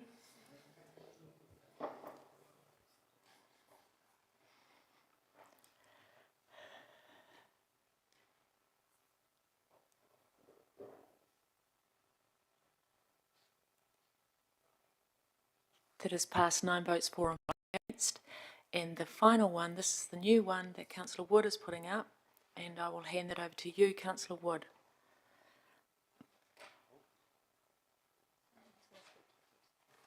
Thank you, Madam Chair. I've already largely spoken to this, so I won't labour the point, but it would be my preference that instead of spending the $120,000 at the annual budget on the survey, we spent the money and just started some of the work, and then as and when we get complaints and concerns come from the community, we deal with it. I appreciate that's not the best way of doing it. I appreciate that it's not ideal, but in the constrained environment we're in, I think that would be a sensible way to get the work started. In saying that, I've just seen that the above motion's passed, so that survey will also become part of our annual budget process, and I'm very interested in the way that that's framed in our annual budget with our community, that we could either take approach A, that we do the survey and then put together a list of work, or approach B, we just start work, acknowledging that's not perhaps the best way of going about it, but might get us to a point that we're seeing results sooner. So I hope those of you that supported 2 can support 3. and I'm looking forward to the discussion we'll have in the annual budget around those two different recommendations interact with each other. Thanks, Councillor. Councillor Johnson. Yep, so just to say, we'll be supporting this, but I don't see it as an either or. I think I'd be happy for us to get on with some work as soon as possible, at the same time, while identifying the scope and prioritising those streets that need to be done. So I see it as a yes and. Councillor Barrett. Thank you, Madam Chair. A question either for the mover or for officers. Could we get an estimate, roughly, of how many new lights we could get for $120,000?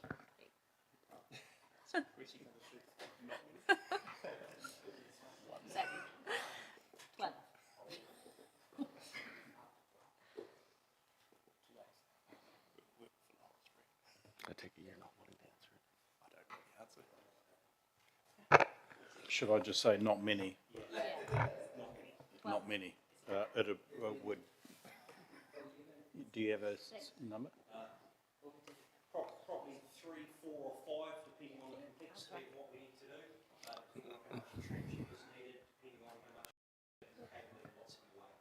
Great. Just for the recording, that was 3, 4, or 5 lights for $120,000. Madam Chair.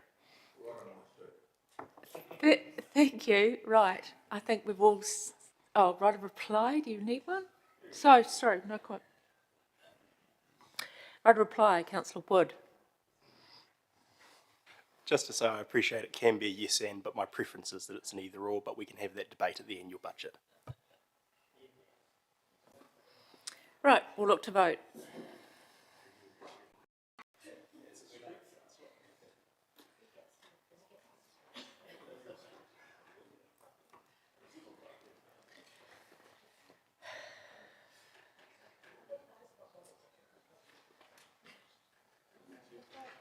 That's passed, 14 votes for and none against. Thank you. Okay, we are now going to move to item number 14, 127, and that is asking the airport, Palmerston North Airport, to come to the table to do their month report. Thank you.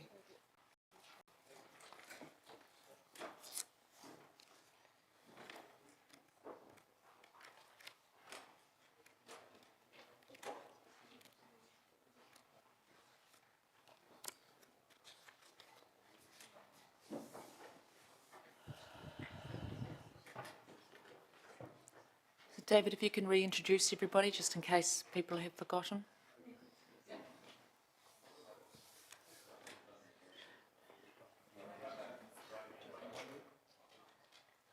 And just leave it on. Okay. Kia ora tātou. I have with me today Shelley Mitchell-Jenkins, who is the Chair of Audit Risk at Palmerston North Airport Limited, and also, for those that don't know, Jonathan Baker, our CFO. Thank you. It's all yours. Okay, great. Yep, so I'll take over from here. Kia ora everyone. Thanks for the opportunity to present the Palmerston North Airport annual report to you again this year. Just to pop in there that Murray Georgell, our chair, sends his apologies. I'm pleased to be presenting this report with you to you today with our CE David and CFO Jonathan Baker, and we have supported also today by our newly appointed director Russell Wilson, for those of you that haven't met or seen David yet, so it's good to have him here, and our other two directors send their apologies. Of course, you've received the audited annual report already, summarised by Steve Patterson. So, as usual, we'll ask David will run through the presentation that summarises key messages and actions from the past year, and he'll give a bit of a heads up on the outlook for the current year, as well as spend a little time explaining the terminal project, which, as many of you will know, is currently in its early stages of physical activity. Just at a high level, I guess some key points from the board. We have seen subdued passenger growth in the financial year and continue to see that. In the 12 months we're talking about, we've continued work on the new terminal development and improvements to the existing infrastructure. And I'd like to acknowledge Chris Dyberg, who's attended a number of meetings as the council representative in that terminal development project. We've also continued our good relations with stakeholders, Air New Zealand, other airlines, etc., working on the terminal. Our tenants and wider stakeholders, including yourselves, Te Ū Tanganui, Rangatane, CEDA, and of course our passengers. Work continues on the wider Ruapehu Park development in terms of funding strategy, design, build and lease opportunities, and other new commercial opportunities. And a big part of the year we were pleased to get the Airport Drive vesting across the line by the skin of our teeth, I think, on the 30th of June, so it's good to see that completed in the year. And that will open up more opportunities for the airport in its future development. I'd also like to take this opportunity in a public forum to acknowledge the huge efforts of the PNAL team, especially David, Jonathan and Mark Lash, our CCO. There are a lot of balls in the air at the moment. They've managed to keep BAU going well and have managed the TDP in multiple opportunities. And I think there are a long list of achievements which are included in the annual report. I'd also like to thank the council, council shareholder, for its continued support of the airport, both in improving our SOI and the direction of travel that we are on, and for the opportunity to utilise the LGFA funding mechanism, which gives us some advantages in our interest rates. And also the wider support of council staff who have been helping a lot through the Airport Drive vesting and the planning for the terminal. The Chair, Murray, has asked me to acknowledge Council for the work done also on the remuneration policy for CCOs, which will allow a much more simple and transparent approach for directors' remuneration. Looking ahead, we have a big opportunity ahead of us to take advantage of and manage the building of our new gateway to the region, looking after our customers and stakeholders in the process, and also crystallising and developing the opportunities that our land holding in the Ruapehu Business Park gives us. So I'll hand over to David to take us through the presentation. Thanks, Shelley.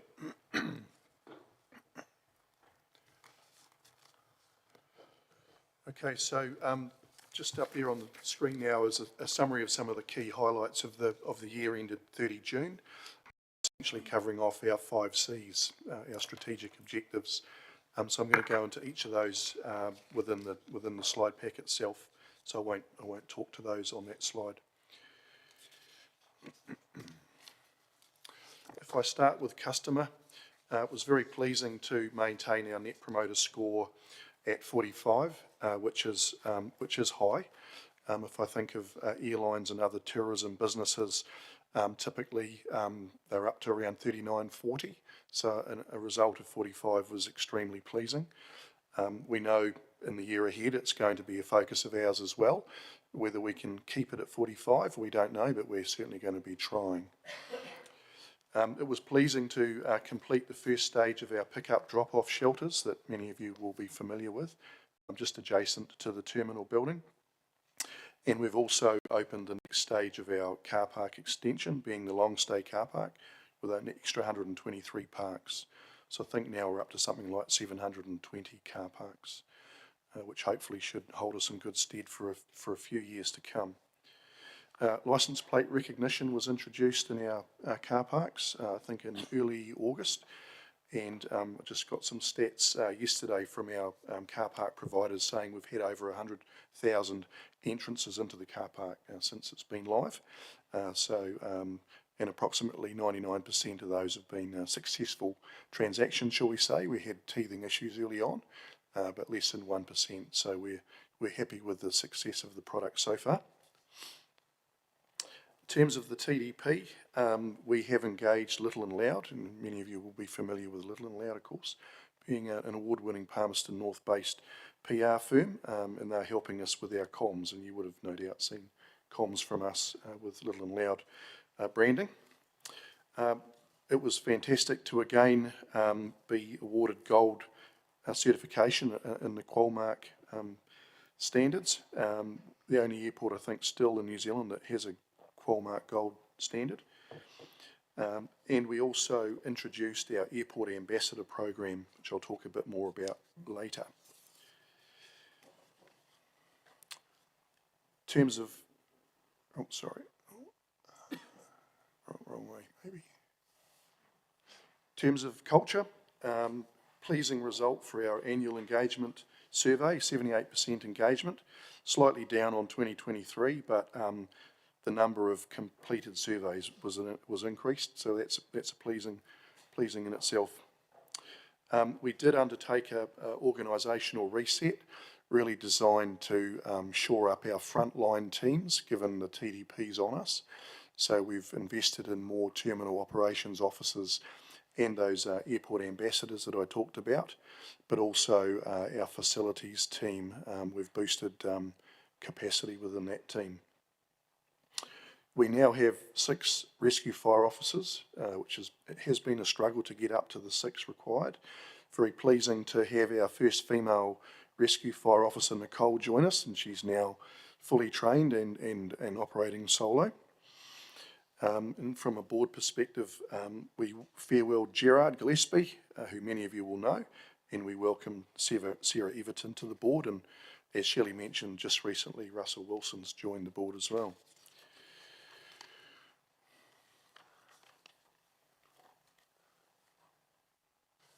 From a compliance perspective, the big deal for us always is 0 lost time injuries, so it was very pleasing to achieve that in F24. Every 5 years we are audited by CAA on our Part 139 certification, so that happened and it was pleasing to note we passed that.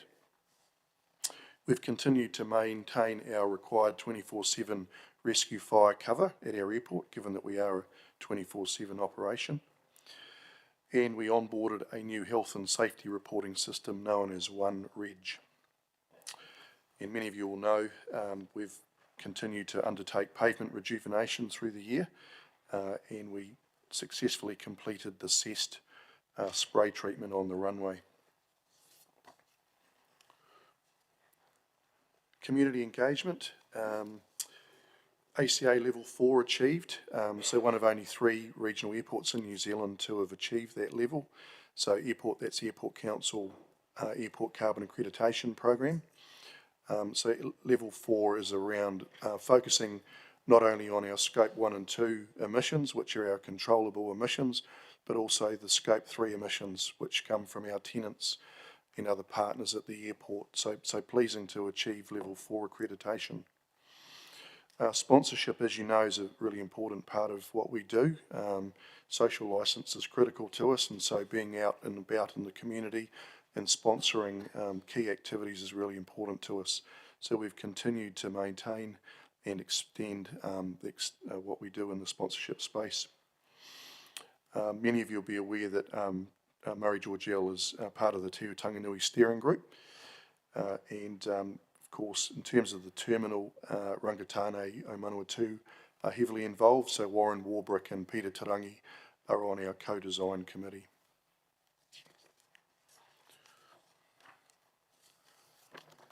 As I mentioned, sustainability, ACA level 4, in terms of scope 1 and 2 emissions, our target is to be 90% below our 22 baseline. So I think we've got down to 43 tonnes of CO2e now, and our target being getting down to 20, so we're closing in on that target.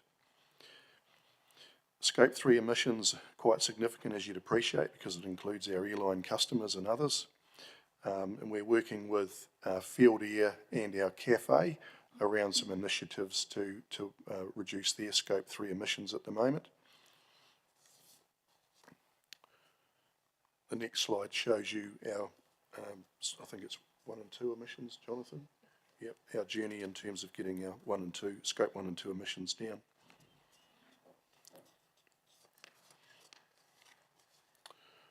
So the key one that's left really for us is diesel in terms of scope 1 and 2, and so that's from our tractors when we mow our grass, but also to a lesser extent our rescue fire appliances, but then there's also some refrigerant leakage that we're looking at.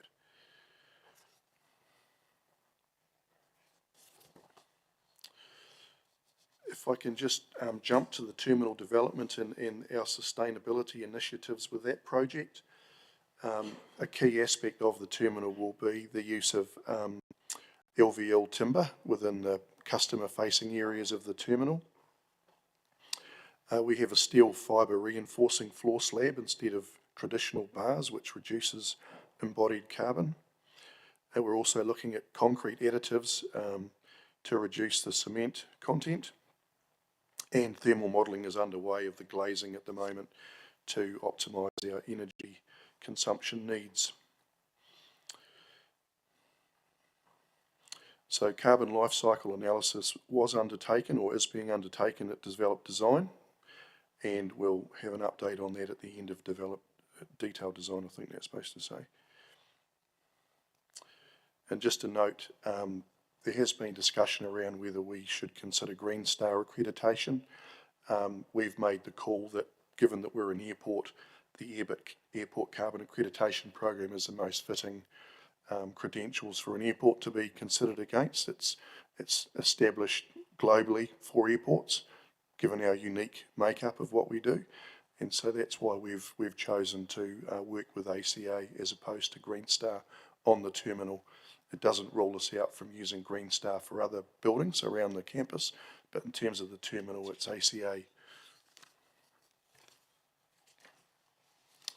From a commercial perspective, we're continuing to work with a client on a 6,000 square metre warehouse facility that will sit between Field Air and New Zealand Post, if you're familiar with that area. We're getting close. I know I've said that before in this forum, but we are getting close to that deal coming across the line.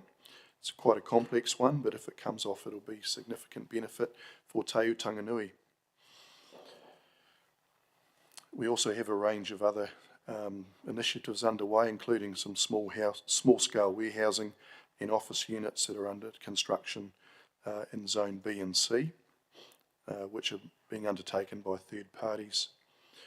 And air service development's progressing. We're continuing to talk to Air New Zealand around growth, particularly on Auckland route, and also with our Tier 2 partners, Origin Air, Air Chathams, etc. Notwithstanding those discussions, and as Shelley mentioned, demand is subdued. We all know that, I think, from our own experiences and reading the media. We're not predicting significant growth in passenger volumes, as you can see on that slide. And this year, I think we're not quite at our SOI either. So quite a subdued passenger outlook in the short term.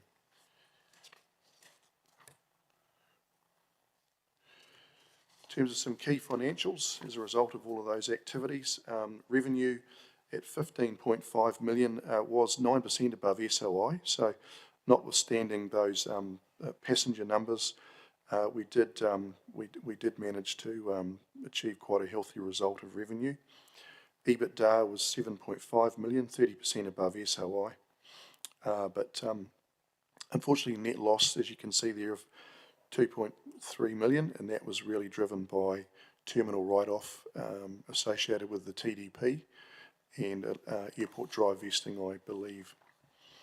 Shareholder equity sitting at 82 million, slightly below prior year.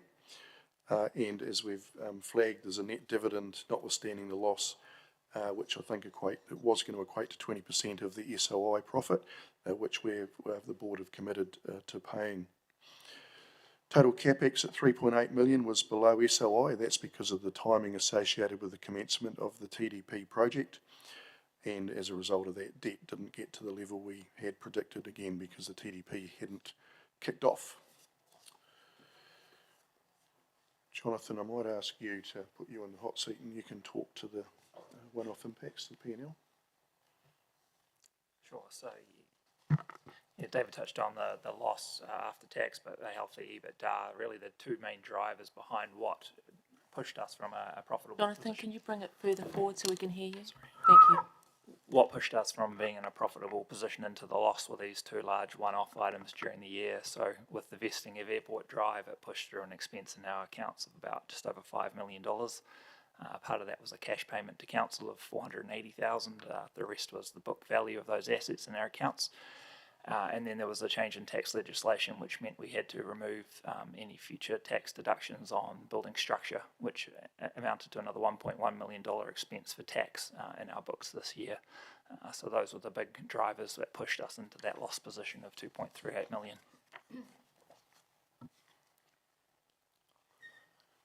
In terms of F25, we've spoken a little bit about it, but obviously the key focus for us is the terminal redevelopment, 2-year project, likely to kick off in terms of demolition in April, I think at the moment. The enabling works on the temporary terminal are already underway. As many of you will know if you've been out to the terminal in the last couple of weeks, you'll start to see some hoardings go up and portacoms being put into place. As I mentioned, subdued passenger growth. We can't see any significant change in growth levels over the next couple of years at this stage. We do have some large one-off expenses associated with the terminal, with the temporary terminal and write down, I think, demolition. Yep, thank you. So we are predicting a loss for F25 of 2.9 million versus an SOI loss of 1.9 million. CapEx and debt again this year below SOI because of the timing of the TDP commencement. We have been busy considering funding opportunities for our commercial opportunities, and we're likely to commence implementing that strategy in the second part of this year. And as I mentioned, the Zone D warehouses, the 6,000 square metre warehouses, we're close to getting a deal across the line there. I'll talk a bit more now about the TDP. That's our branding for what we're doing. So all of the comms and various billboards and things that you'll see around will have that logo on.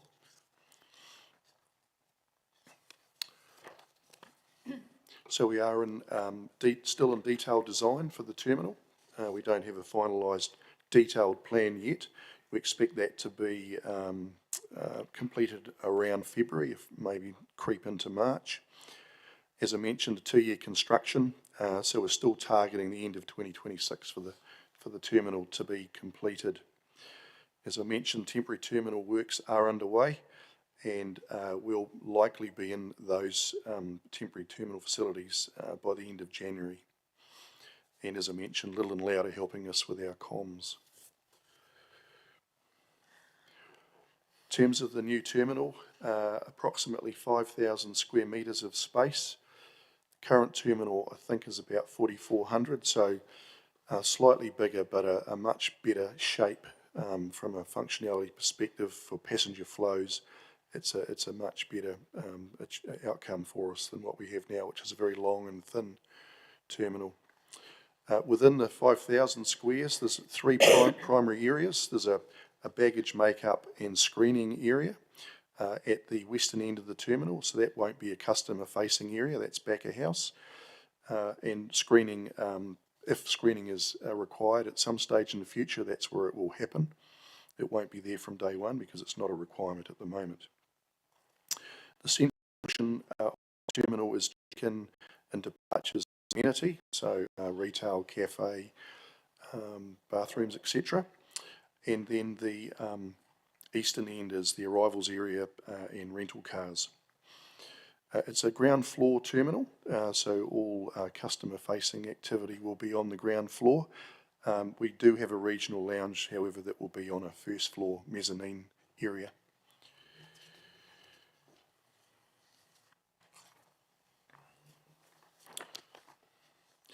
It's fair to say that we don't have a final cost yet for the terminal. That is likely to come when we finish detailed design. As you will be aware, the initial concept was a $40 million facility, but we do anticipate the final number being above this. The board will evaluate at the time of detailed design completion whether that's acceptable or not, but we need to balance affordability, functionality and community expectations. I can take you through some of the changes that have occurred with the facility. We have made a decision to raise the finished floor level for flood mitigation reasons, so that has lifted the cost slightly. We have gone for a marginally larger footprint to enable better passenger flows through the terminal. I mentioned the LVL timber before. The focus there has been on the aesthetics of the terminal. We are a gateway to the region and we want it to look good. Equally, there's some carbon benefits from using the timber. And we've made a conscious decision to build a full-length airside wind lobby as opposed to similar to what we have today, which is about a third of the length of the terminal. Balancing those items, however, we have a value engineering process that's ongoing. So while there will be some increases, we've equally taken out some cost. And some examples are on this slide. So we've replaced structural steel with core steel product. We have reduced the building height at the western and eastern ends, so not in the central piece, which is the main customer-facing area, but the two ends have come down slightly in height, which cuts cost. And we've simplified the canopies and verandas on landside, which has reduced cost. Outside of the terminal costs, there are associated costs. We talked a little bit earlier about the write-off of the existing terminal. That's a reality. It has to be written out of our books. The demolition of the existing terminal and the costs associated with the temporary terminal. So they're not, or never contemplated within the 40 million new terminal cost, just to be clear. Got a couple of slides here to show you how construction will happen. It is a two-stage construction where we demolish the western half of the terminal, current terminal to start with, and rebuild it. And during that time, we'll all be in the eastern end of the existing terminal and the valet shed. So this first slide, if you can imagine, the red arrows are folks standing in the car park and looking at the terminal. You'll see that the left-hand end or the western end has got the blue border around it. That area will be hoarded off, I would imagine, sometime from February or March. And that's the area that will be demoed. And we'll all be operating out of the right-hand end or the eastern end of what you can see there. So the western end will come down in its entirety while we're in that about 2,000 square metres of the existing terminal. We'll then build the western end and we'll shift into the western end, and that'll be in about a year or maybe at the beginning of 2026, I think. And so we'll move into a half-finished check-in, departures will be in its final location and regional lounge. Arrivals and bag reclaim will be in a temporary facility still, along with toilets and the rental cars. David, some of us have seen this. We've had this presentation. Yes. We want to move to questions soon. Oh, sorry. Okay. Yeah. Beg your pardon. Yeah. Okay. So there we go. There's the full terminal. The temporary terminal, just quickly, we're operating in about 2,000 square metres, as I said, which is the eastern end of the current terminal plus the valet shed. So it's going to be a year of operating out of that facility. It is going to be tight and cramped. We appreciate that, but we're doing as much as we can around the comms and having our people on the ground to advise people what's happening. But there's no escaping it. We're going to need to operate out of a very small facility. Thank you. Sorry. Really appreciate that. Right, we'll go to questions. I've got a couple to start with. D warehouse, when do you think you'll have a date for us to know that you've got a tenant in that warehouse? You can answer. Yeah, well, okay, it's a good question. I would imagine it's going to be the first quarter of calendar year 25 when we get an answer. Great. So probably when we're presenting the SOI, we'll be able to tell you. Okay, great. And the second question is, I've been on a couple of flights recently, and I'm sure everybody in the room has, where they've been cancelled. I just wondered if you had the numbers of how many flights have been cancelled over the last few months, and do you get those stats from Air New Zealand? Do you get any notification of cancelled flights, and is there any kind of pence for you as operators of the airport because flights are cancelled, just as operators of the airport, because there is so much disruption? No, we don't. We typically don't get notified. I mean, you'll appreciate that these things happen in real time often, whether it's, say, a bird strike or a late inbound flight or crew issues. It's a highly complex business operating aircraft, so we don't get those heads up, so to speak. Our people on the ground will know possibly a few minutes before, and we try and do our bit to help customers in the terminal.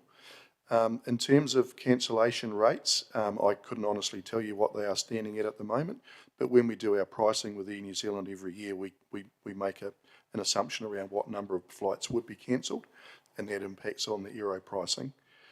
Okay, so you haven't got any numbers? They don't share those, but if there is work being undertaken by central government to improve the transparency on-time performance by airlines. Currently, I think you'll find that there is on-time performance stats published for the main trunk jet routes, but not regionals yet. Okay, okay, thank you. Councillor Wood. Thank you, Madam Chair. Thank you, team. A few questions from me. One regards page 143, where you talk about the 2-year demolition and rebuild of the terminal to commence in Q2, like you alluded to. On the Fly Palmy website, it says stage 1 is beginning later in 2024 with the deconstruction of the western half of the terminal. I've heard a number of times through your presentation you've said that it's delayed till April, May next year, but I haven't heard an explanation as to why that is. I was just wondering if you might be able to let us know what's causing the 6-month delay. There's been a range of reasons, really, Councillor. It's proven to be more complex than we imagined, working with Air New Zealand, for example, around what they need from a functionality perspective. We did pause for a month while we considered some value engineering opportunities. So a range of reasons really, but our mantra is get it right, and so a delay isn't as critical to us. It's the cost and getting the functionality right. Appreciate that, thank you. A more positive question on page 168. I see your car park rent and advertising income has gone up by around or over $1 million. Given you haven't had a significant increase in passenger numbers, I assume that's not car parking. I was wondering if you could explain what's led to that significant jump. This is note 1. Yeah, it'll primarily be car park revenue. So we did increase tariffs. So I would imagine it's that. But equally, it is strange. We are getting more people using the car park, even though passenger numbers are subdued. And for longer. So we suspect it's a lot more leisure travellers that stay in the car park longer. Interesting, okay. I see Hamilton and Dunedin have just had an announcement from Jetstar looking at Trans-Tasman flights. I see your smile there, so I was going to ask, with the terminal redevelopment project, if we've engaged with Jetstar on whether they would be interested once our new terminal's built in that opportunity. We'd never say never about international, but the focus of the terminal is facilitating domestic growth, including jet services on Auckland. The terminal is scalable, so in future, if there was an opportunity for international, we could consider it. But as you'll appreciate, the work that Dunedin and Hamilton have done in securing international is huge. And I think for us, our capacity is really at the max now with managing the new terminal. Fair enough. And my final question was on page 182 regarding note 11A on your general administration expenses. There's been a 44% increase in those, and I see it's largely driven by a $500,000 increase in your consultant spend, which I assumed would be related to the terminal development, but on page 186 it says that it was related to ongoing work to evaluate options around strategic investment. I was just wondering if you'd be able to talk us through what that $500,000 expenses increases.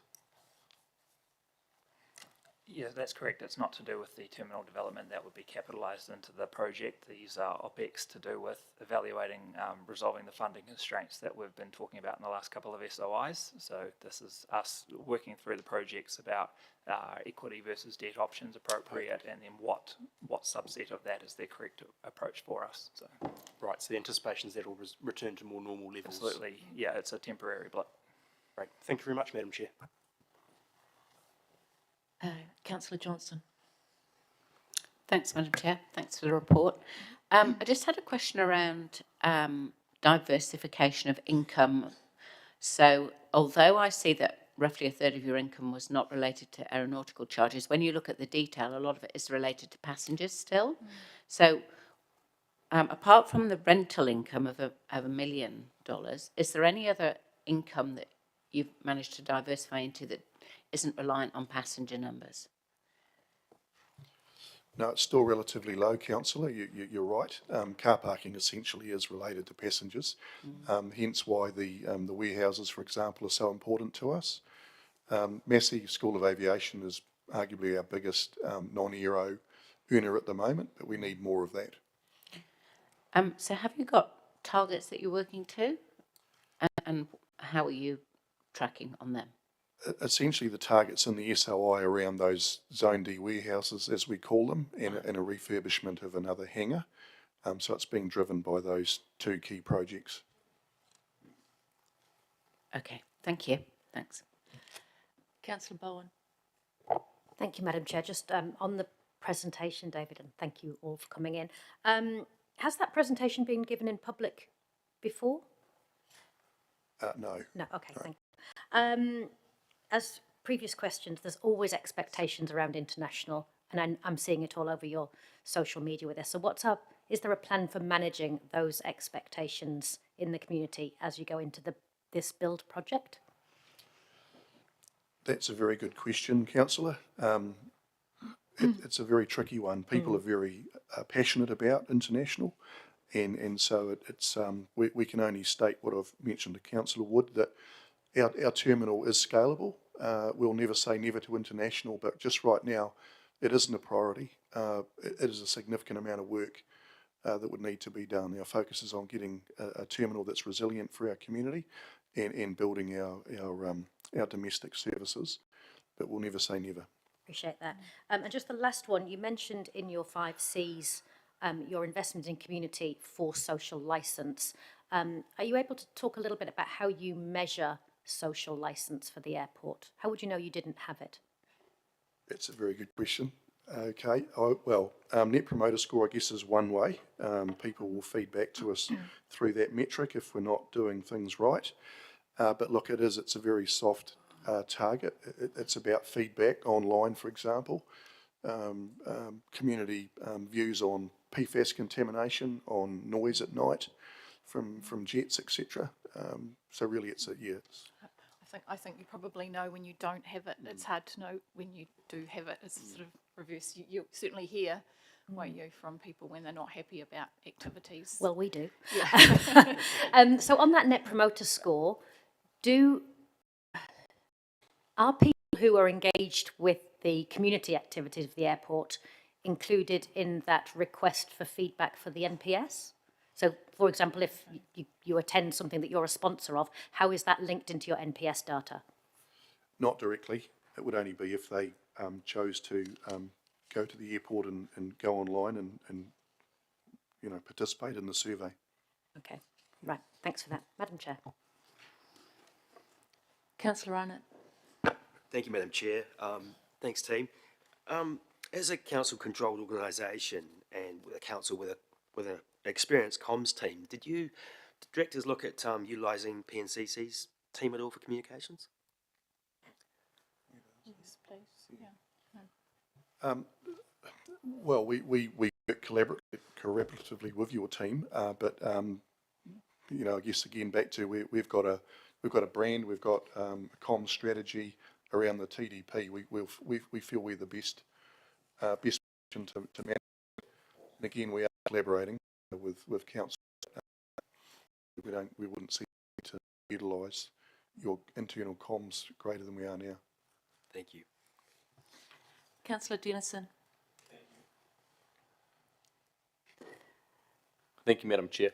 You mentioned in the presentation that there's some extending the building because of the need around that, and I can appreciate that. Can I understand what sort of square metre extension you had from the original plan we had on the walkthrough day, or was that the same plan? And follow through, so there's two parts, and then some indicative value of that. I know you would still need to do some more further value engineering on that, but or have you done some of that work? So if I understand your question, councillor, so it's a 5,000 square metre build, which was on the walkthrough day. That's what we're talking about. So in terms of the increase in footprint over the original plan, I think it's around 200 or 300 square metres bigger than it was. And then just to cover that off, 4,400 is the current terminal. I think we did go bigger, didn't we? And then came back smaller. Yep. So it's gone out and come back. We added about 200 or 300 square metres more just in the arrivals end of the terminal. Okay, thank you. Thank you, Chair. Oh, sorry, and the when will we know the value of that extension being worked through? You mentioned that it's the possibility of some increased costs. So detailed design's due to come to an end in February, maybe beginning of March. Okay. At that point, we'll have a better handle on cost. Okay, appreciate it. Thank you, Chair. Thank you. That's all the questions. So on the walkthrough day, councillor, we did see most of these plans. They probably showed another couple of slides that we hadn't seen. So that's what my reference was to. I know some of you didn't get to the walkthrough day, so that's where I was coming from.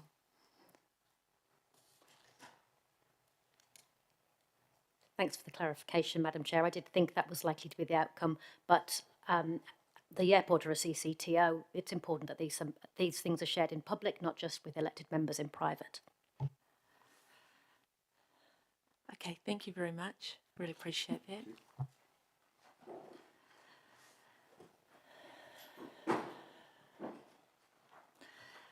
I'll look to move the recommendations that are put in front of us, as seconded by Councillor Wood.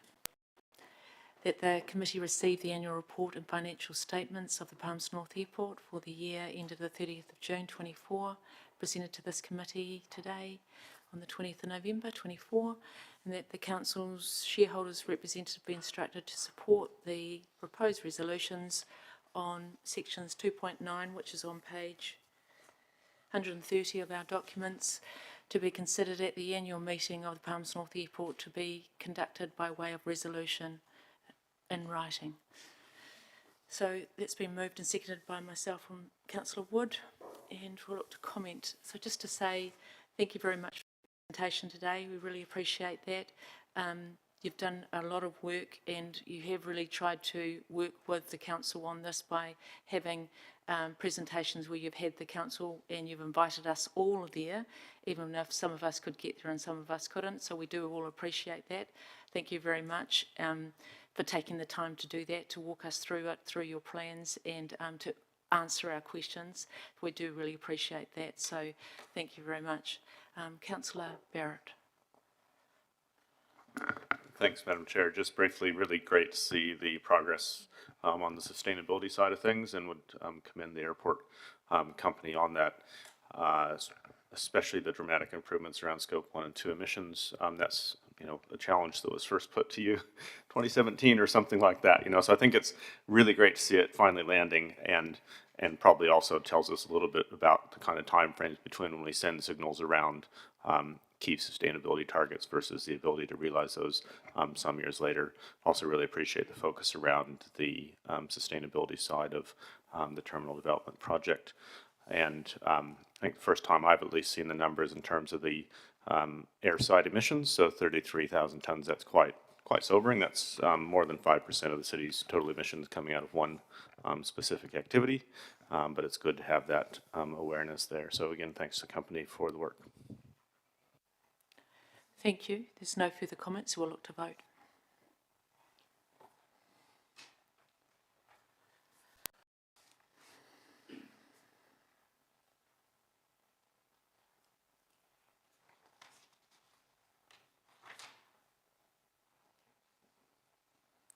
That's passed, 14 votes for and none against.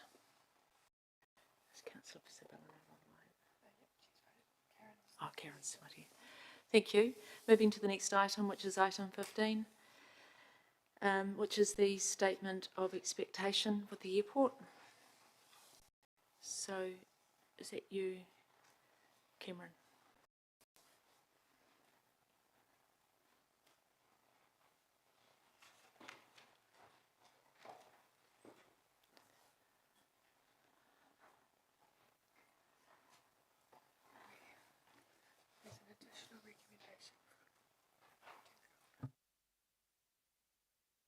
Thank you. Over to you. I know. Thank you, Madam Chair and elected members. I'll largely take this report as read, just covering off a couple of points. Firstly, the statement of expectations is largely in line with what the current statement of expectations has been, with some changes, I guess, minor changes relating to our own LTP process and reflecting our updated goals in the statement of expectations. The report acknowledges that there's been some ongoing work around with the airport company around its own ability in investing in its property side particularly. That work's still ongoing, so there's nothing at this point in time that we can point to just yet to sort of say, well, let's update the statement of expectations. We're not at that point just yet, but other than that, happy to take questions. Thank you. Councillor Johnson. Thanks, Madam Chair. Thanks, Cameron. So on page 99 in our agenda, under the airport as a commercial entity, the last two paragraphs are around the council encourages PNAL to continue to find ways of diversifying its revenue base, and PNAL is further encouraged to consider alternative means of accelerating revenue diversification. Is it sufficient to just have the word encourage there, or what would your advice be, putting any particular targets or percentage of revenue or time frames on that? It just seems a very wishy-washy statement. Through you, Madam Chair, it is quite difficult to put a specific target on it, and I guess you have to also be cognizant of the investment that they're currently undertaking through their terminal redevelopment and their ability to raise funds and things to further invest in activities that will generate further revenue. We are collaborating with the airport on trying to get some acceleration, and you've heard that through some of the warehousing opportunities that they're currently looking at. There's also an element of, from the airport company's perspective, that they also need to have, they have to have third parties in a sense that are willing to take on the opportunity to pay revenue for, say, leasing of buildings and the like. So there's a bit of a complicated picture. I don't think it would be easy at this point to put a specific target on it unless at the same time we were saying, well, this is the level of capital investment that we could see them committing to accelerating further building of assets that would create that revenue generation. I think that would be a bit premature at this point. I understand what you're saying, but things like developing strategic partnerships, that's not necessarily going to require capital spend, is it? It depends on the nature of the agreement and partnership with strategic partners. I think they tend to be quite complex type discussions to be had. I wouldn't be able to tell you at this point what figure or how quickly that could actually occur.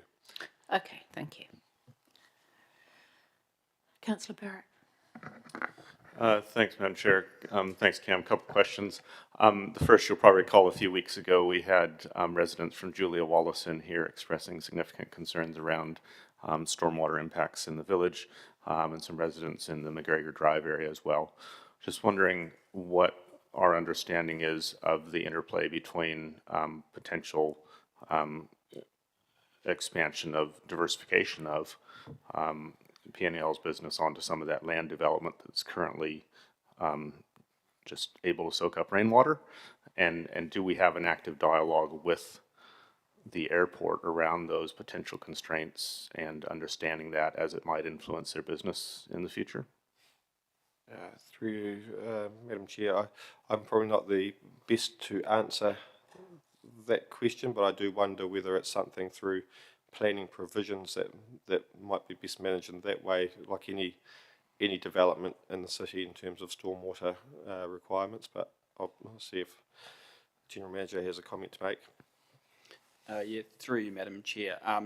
Look, I think clearly the way a lot of that historical development has occurred in and around Milson Line through the, developing over the Milson Stream is different to the way in which we're developing new areas, including the airport. So certainly the subdivision development that the airport completed recently off Airport Drive includes substantial on-site stormwater detention. So I think, and that's typical of all new development that we're seeing across the city now, where there's a much closer examination of stormwater than what we saw, with some of that historical residential development in and around Milson Line. So certainly confident that as Airport Drive and the airport holdings continue to develop, that stormwater will be carefully assessed as part of all subdivision development. And of course, we've got the broader work being undertaken on the stormwater strategy for the city, where we'll be taking a bigger picture look at how we need to address those types of issues going forward. Great, thank you. Second question is just around the dividend side of things. The current wording there signals a focus on a percentage dividend, I believe.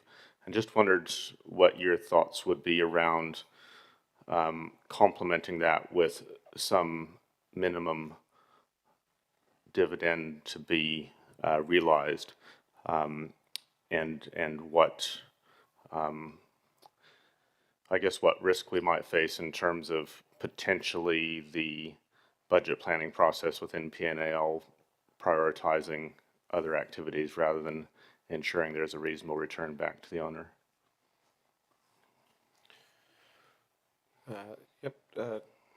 Good question. I think you could signal, if you wish, certain requirements. However, what I would say is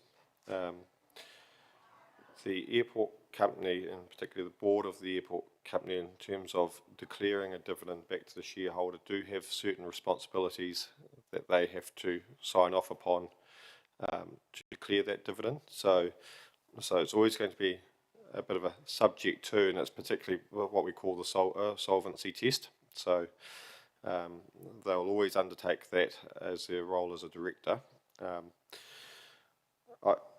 I think what you would be weighing up primarily is percentage-based targets tend to reflect whether you any sort of one-off impacts or those sorts of things that reflects that. So if there is something that they have to do in a particular year, and which usually would be signalled, then the percentage basis takes account of that. I think when you're looking at, it depends on what your size of your minimum amount is.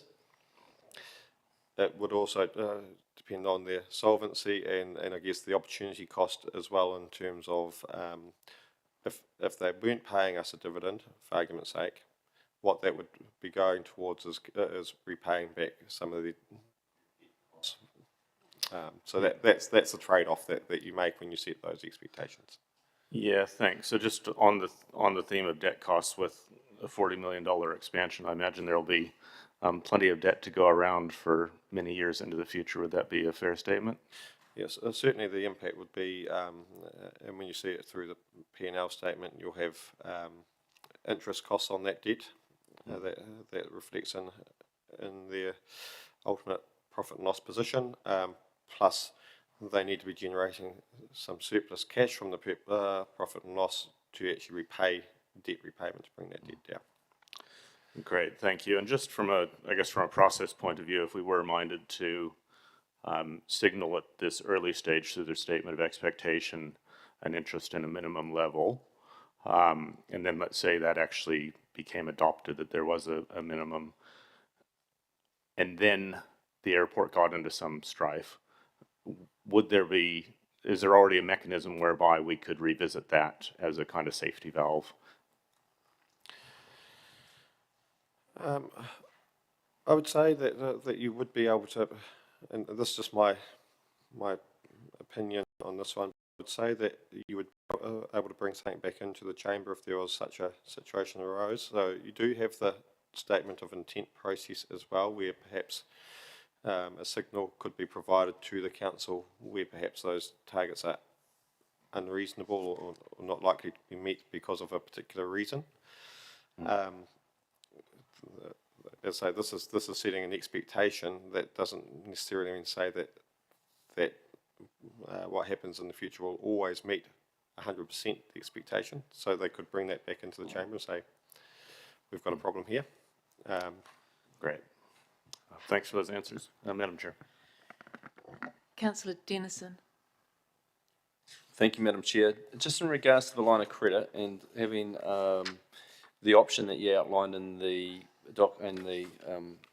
background around having an amendment is the possibility if there was a change in regards to a request for further lending. Can I just understand the timing of that and how council would look at options? Because it's been indicated there's potential further need for capital for the extension, and we won't know that till approximately March. Can I just understand from an officer point of view the process and timeline and how that might work?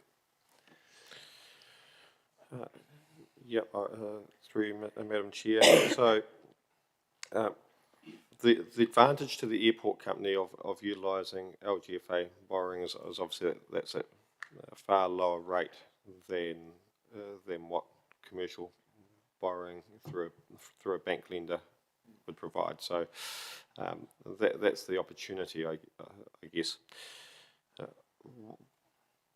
I'm not aware at this point of at the moment we've committed I think it's up to 50 million at this point that they could go up to. If that was to be extended beyond that, then we would be bringing that back into the chamber to outline what the implications of doing so are. The statement of intent process, if my memory serves me right, is where they would signal how much they're planning to draw down on debt in any given year. So that gives you a signal of how far they're progressing against that line of credit. It is my view anyway that if there is a need for further borrowing beyond the line of credit offering, we should be open to assessing that and understanding what the implications of that are, both for council as council's own risks and also the airport's ability to repay that debt. Because ultimately, when LGFA look at lending, they're looking at the ability looking through us and looking at the ability of the airport to be able to repay and meet its obligations. So we would have to be satisfied that the airport could do that as part of any of those sort of considerations. A separate question, Madam Chair, just in regards to the reporting, that we have a 6-monthly report on the statement of intent, but with a project of 40 million moving forward, is there an opportunity, well, how regularly do you think would be suitable to be having updates back to you as officers around the project and its tracking according to a tranche of what sort of work's being completed against the available funding that's been provided? Just so we have a bit of further eye. I appreciate the directors of the board will be covering that, but just as a communication back to us. So there's just to avoid no surprises. I don't have a particular view on that, councillor, but what I would say is that if there was something that needed to be flagged and we were aware of it, and we do engage with the airport company, then we would be passing that information on to elected members if that was something that happened in between the 6-monthly reporting cycle. Okay. Thank you, Chair. Thank you. That's all the questions.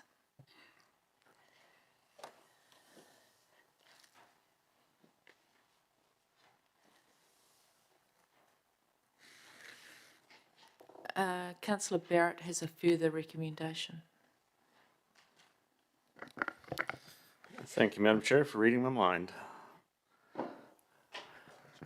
Just while it comes to it's coming up. screen, yeah.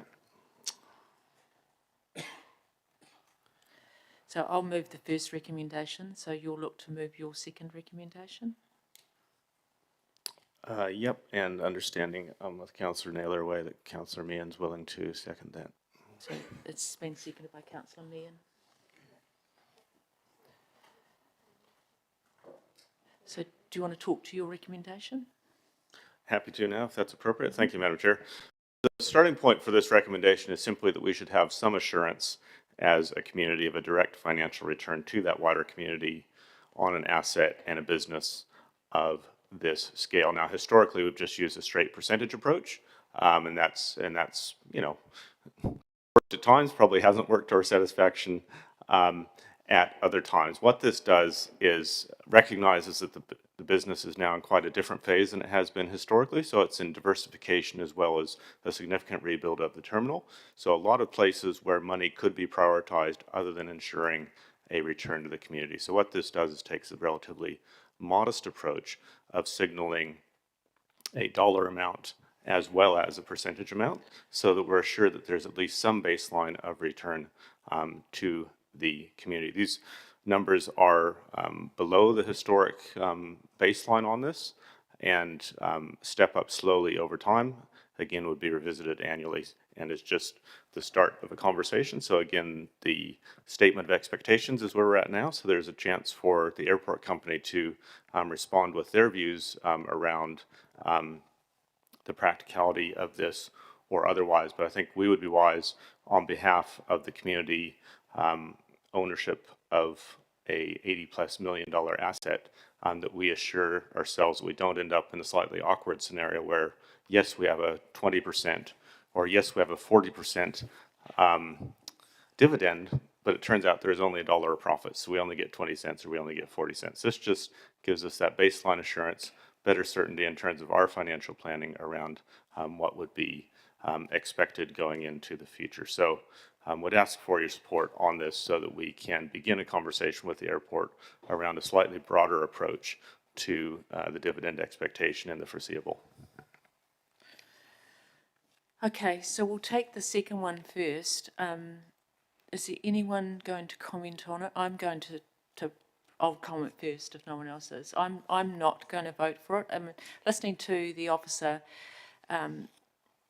Basically, what he said was they're going into a $40 million project going forward with that, and it is about affordability. And I think that it's about trying to rob Peter to pay Paul, and if they can't afford this, then we are asking for something that they might not have, and it's about a solvency decision. And if they can't afford this, there's a real problem. So for me, I think this is asking too much, so I'm not going to vote for number 2. So that's my position, but I'll see how others feel. Councillor Dennison. Thank you, Chair. I'm finding that the percentage figures we've talked about and robustly debated in the past, and now to put a figure that's either greater than, I just have a level of comfort. Hearing from the presentation that there's an extension of the footprint and therefore we won't know some final costings till the new year, I just think this is a premature. I see this as being,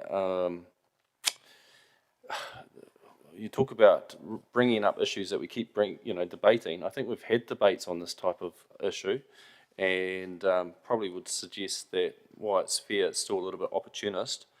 And understanding that we are the 100% shareholder of the airport and we want this project to go very well. And so without knowing the full capital costs, and I think this is just playing with some tinkering, robbing Peter to pay Paul, as the Chair suggested, and I won't support it. Thank you. Councillor Hancock. Yeah, thanks, Madam Chair. Yeah, I echo, I guess, the reservations which others have expressed. I have a real concern about the solvency test for this particular recommendation if it goes through. So for those reasons, I won't be supporting it. Thank you. Right of reply. Oh, sorry, Councillor Johnson.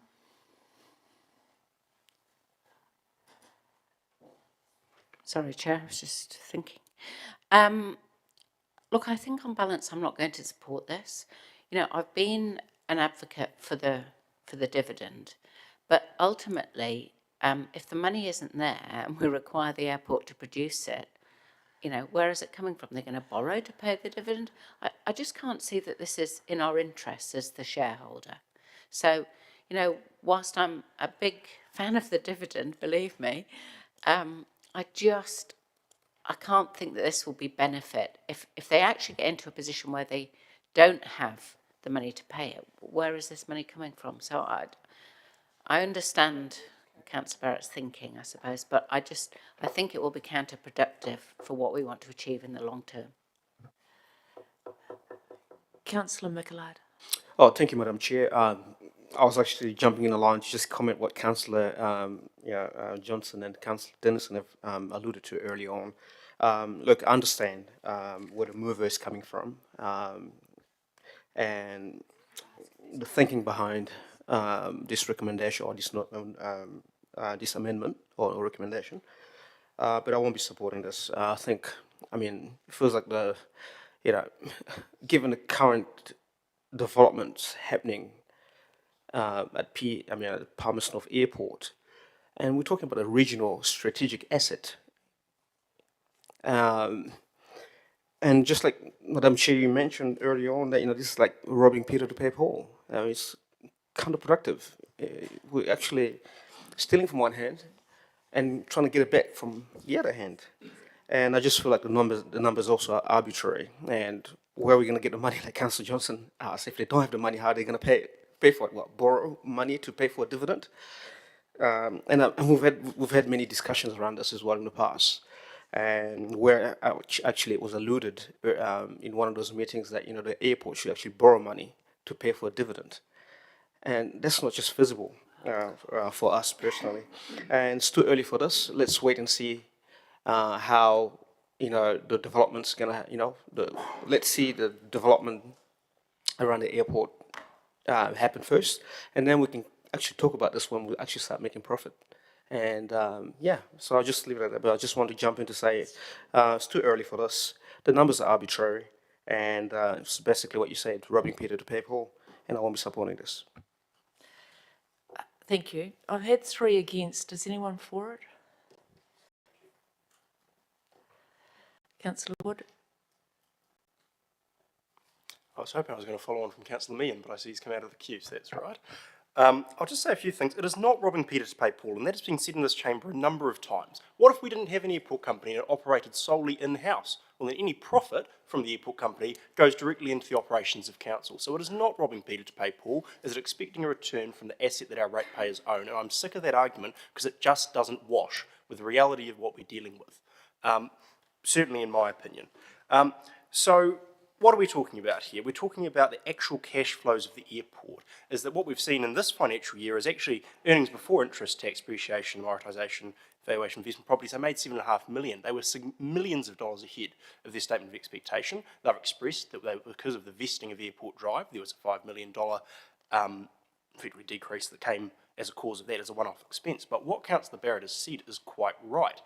If you aren't working to a target, there are always going to be more opportunities for the airport to exploit. There are always going to be more things that we could spend money on. There's huge opportunity that exists with the Aero Park. They could spend every single dollar of that $50 million building warehouses and doing that $50 million facility, doing other operative activities.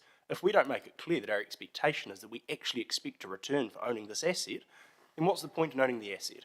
I appreciate there is strategic value, and that goes a long way to me accepting that a $300,000 return on an $80+ million asset would acceptable, the strategic value. But come on, councillors. It has been years we are fighting to get this back.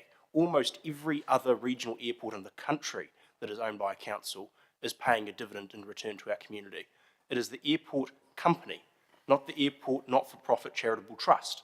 And so I expect that there should be a dividend that returns to our community. 300,000 is a reasonable step up, particularly when we look at what's been returned in past years prior to COVID. We were talking 7, 8, 9, 10 cent returns on shares, as is outlined in the report we just received.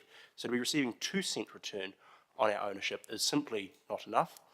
Of course, if the airport comes back and says they literally cannot afford it, well, then the directors will not approve a dividend being disbursed, and that will come to us through our statement of intent. As the officers outlined, there are checks and balances in place to make sure we do not put our airport in a position where they're having to borrow money to pay it. But I feel it would be dishonest for us not to make that expectation clear, that we are wishing to receive a return out of this asset for our community, and what Councillor Barrett's put forward, I believe, is very modest in terms of our level of investment. But there are checks and balances, so if that is what's concerning you, that is what will be dealt with as we go through this process. So I hope councillors can support this because it is eminently sensible. Councillor Bowen. Oh, I'm not speaking for it. You just do what you want. Oh, okay. I'm done. Nice to be given that licence. Thank you, Madam Chair. I don't disagree with the debate and reference Councillor Dennison's comment that we keep having this debate, which I think should signal to the airport company that we do have a level of discomfort about the dividend situation, and I think we'd appreciate you putting your collective brains towards that. I think my comments were really about what's turned into a very narrow conversation about how we receive the benefit of the airport. And the dividend is just one part of the benefit that the airport provides to our community. So there's been some rhetoric in this chamber and outside that you only receive the benefit of the airport if you're a member of the flying public, but that's just simply not true. The wider benefit of us having an airport is in that strategic space, it's in the social licence that they operate within, it's in the reputational value to our city and wider region of actually having an airport. It's in the accessibility to business and growing business that the airport provides. So whether or not they give us a dividend is just one small part of the value proposition of our airport. And on that basis, I don't love us not receiving a dividend. Clearly, I would really like a dividend and I'd like it to be as big as humanly possible, please. But I want to see this conversation in that wider context of the very many benefits that the airport does deliver all the time outside of this very narrow financial modelling. Thank you. Councillor Naylor. Thank you, Madam Chair. Apologies to have had to pop out for an urgent appointment, but I was listening online to the discussion and debate. So I'm very happy to support this recommendation. I think for an $82 million asset that's owned by our community, this year for them to get a $195,000 dividend is a 0.2% return on their investment. It's minuscule.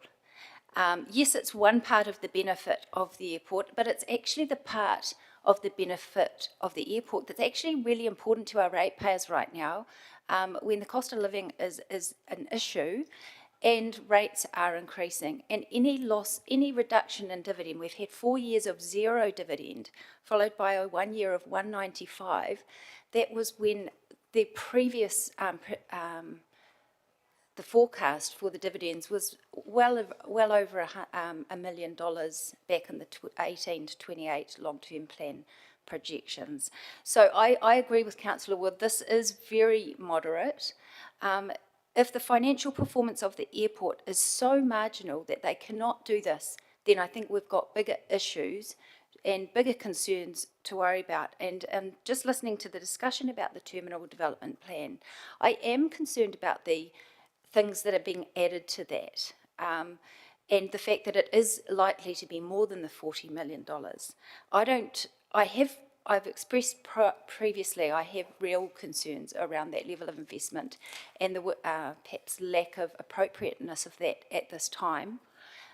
So I think this is about our statement of intent, us indicating the bottom line. I do hope it would be more than these amounts that are outlined, but if we're leaving it just to a percentage, that could be a very low amount return for our ratepayers. And I think after 5 years of extremely low return, I do think we need to be advocating on behalf of our ratepayers a little bit more.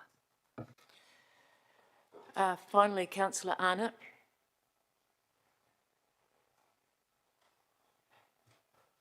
Thank you, Madam Chair. As a council, we don't have too many revenue streams, and at the end of the day, what is the point of having something if you're not making anything from it? $500,000, that's 0.5% of rates, and there is a lot of hurt and dissatisfaction out there, and I think we owe it to the community to be getting something rather than nothing. So I certainly will support this. Thank you. Right to reply, councillor Barrett. Thank you, Madam Chair, and thanks, colleagues, for a useful debate and sharing of opinions, and very useful to have the airport company in the room to listen to this conversation and hear some of the themes running through it. For me, the points that I would be emphasizing is that it is a council-controlled trading organization. There's an expectation around $82 million of asset giving a financial return, as well as what Councillor Bowen and others have alluded to in terms of those wider benefits. Yes, ultimately this is about affordability. Affordability is driven by prioritization. This ensures that the wider community has at least a modest priority when there are many exciting competing demands for brand new buildings, brand new terminals, things that can continue to suck up dollars for years and years and years to come. This is a helpful and gentle, frankly, line in the sand to indicate where we would like to see the numbers moving. The final thing that I'd say is that in a few months' time, we'll be back in that conversation about rates. We'll be concerned that we don't have enough non-rates revenue and that the only thing we can do is hammer the poor old ratepayer again. Well, guess what? Here's your opportunity, folks. Please vote in support. Right, we'll look to vote on number 2 only.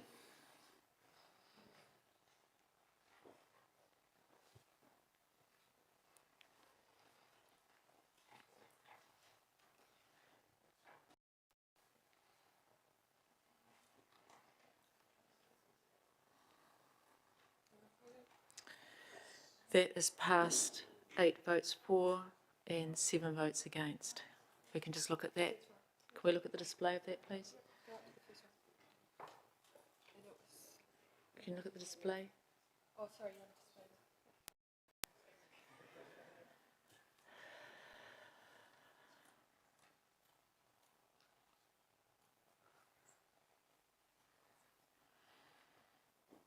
Okay, just moving back to number 1.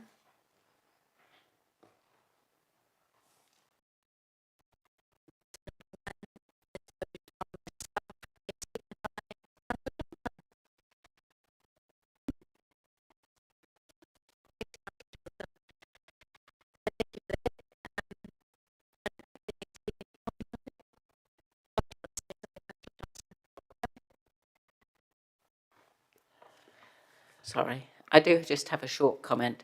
And it's just around, and I understand the constraints that the airport's working under, but it is around the need to keep an eye on diversification of income, because passenger numbers are not increasing massively year on year, and pretty much the airport's reliant on passengers one way or another for the income that it gets. And if we were to get a situation where passenger numbers drop dramatically for one reason or another, we've had one fairly recently, I think the airport would be in a very difficult position again. And so I just would urge the airport, I know there's a lot of enthusiasm and work going into the terminal development plan, but the need to diversify income streams remains, and if that could be worked on as much as possible, I think that will be for the benefit of the airport in the longer term. Thank you. Wise words. Thanks, councillor. Let's now vote on this. Thank you.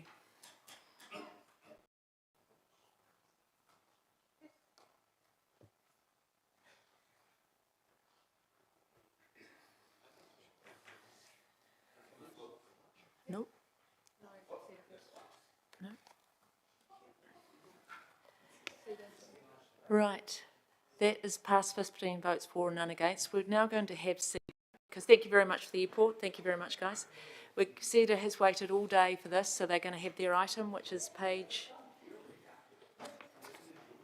203. Thank you very much. Thank you, councillors.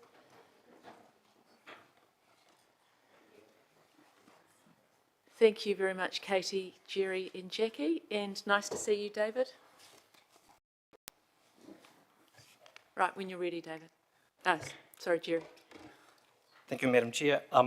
Just for the chamber, I've got Katie Brosnan from the board on my right and Jackie Middleton, Finance Operations Manager, from my left, and I'm just going to turn over to Katie for some opening remarks. Ooh, where's that gone?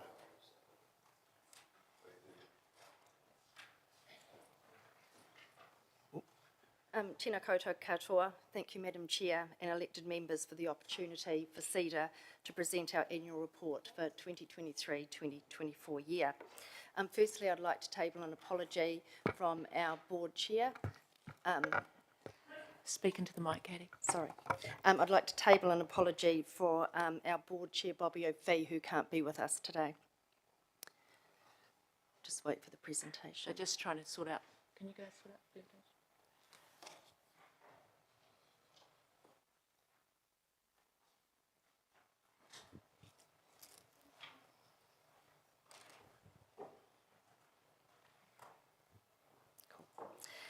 It's my pleasure to be here, and on behalf of the CEDA board, I would like to thank you again for your ongoing support, collaboration and commitment to growing Palmerston North. Just to recap our collective vision for the region, which remains firm, and it shows our pillar projects, Te Tanganui, the Regional Food Strategy and Destination Management Plan. All of our work is getting us towards our vision. These are some of our key economic indicators for our region for the year, as highlighted in the annual report.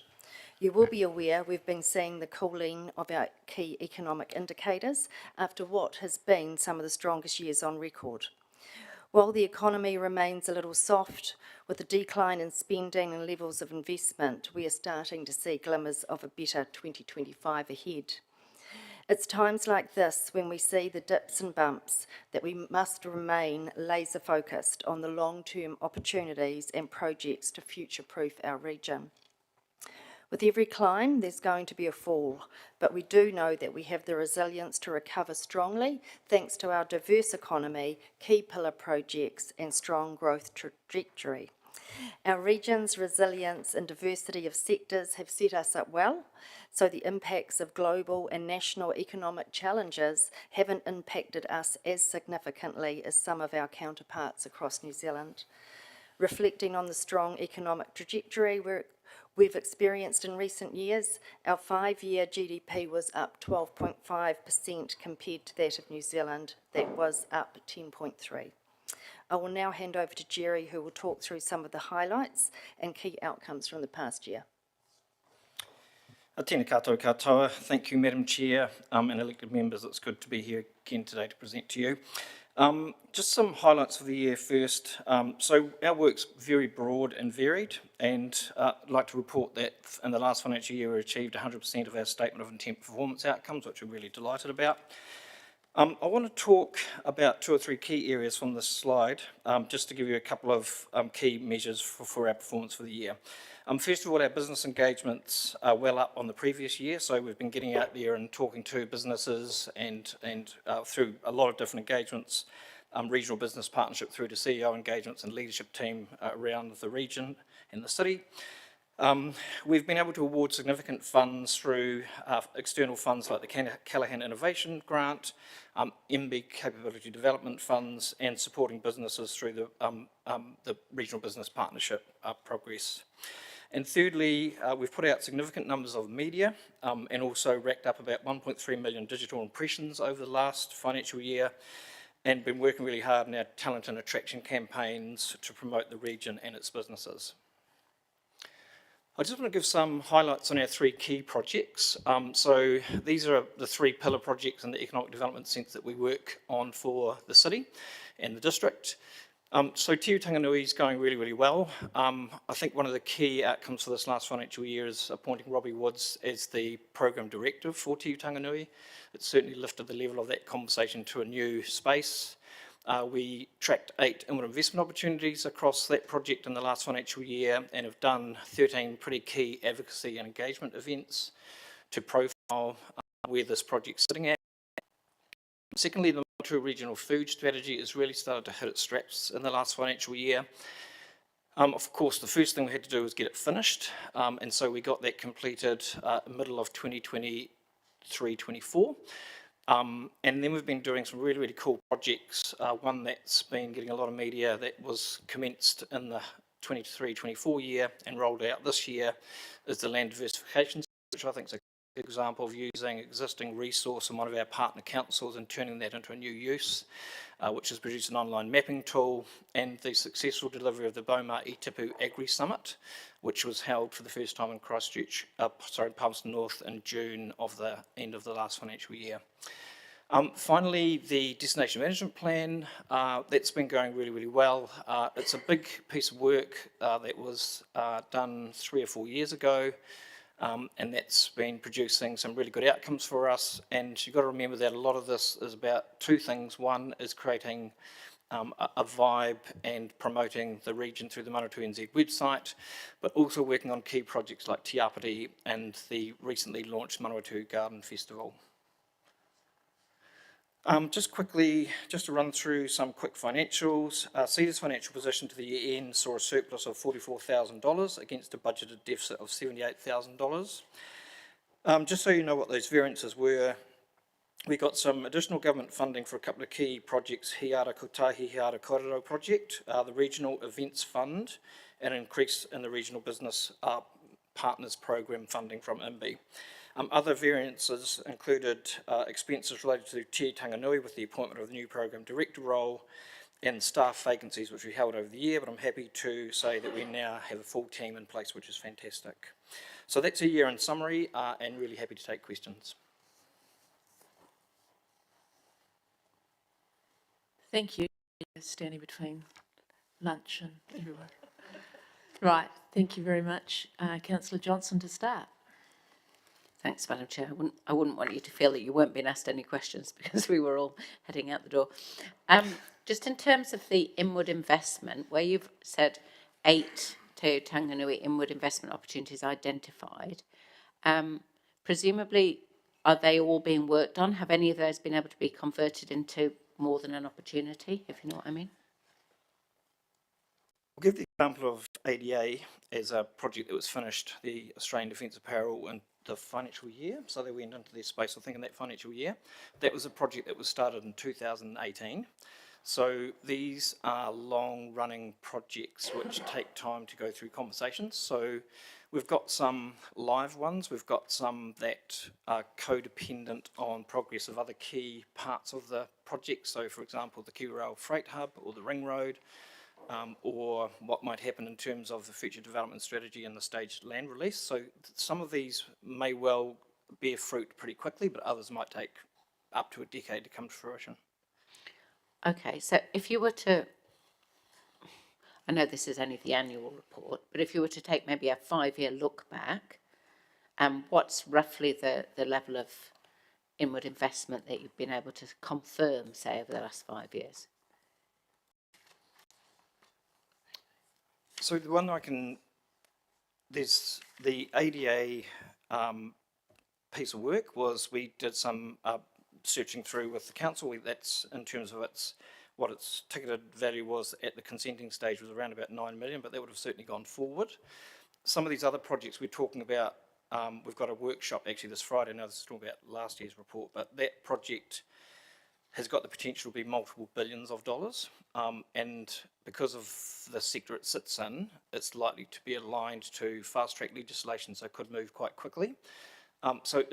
There are lots of different parts inside the inward investment space, which is why it's a little bit like the previous conversation. It's difficult to put a dollar value on what's coming forward. We're certainly aware that the progress, particularly of Te Tanganui, is creating a far greater interest in that pipeline of investment that I think will bear fruit very, very quickly over the next 3 to 5 years.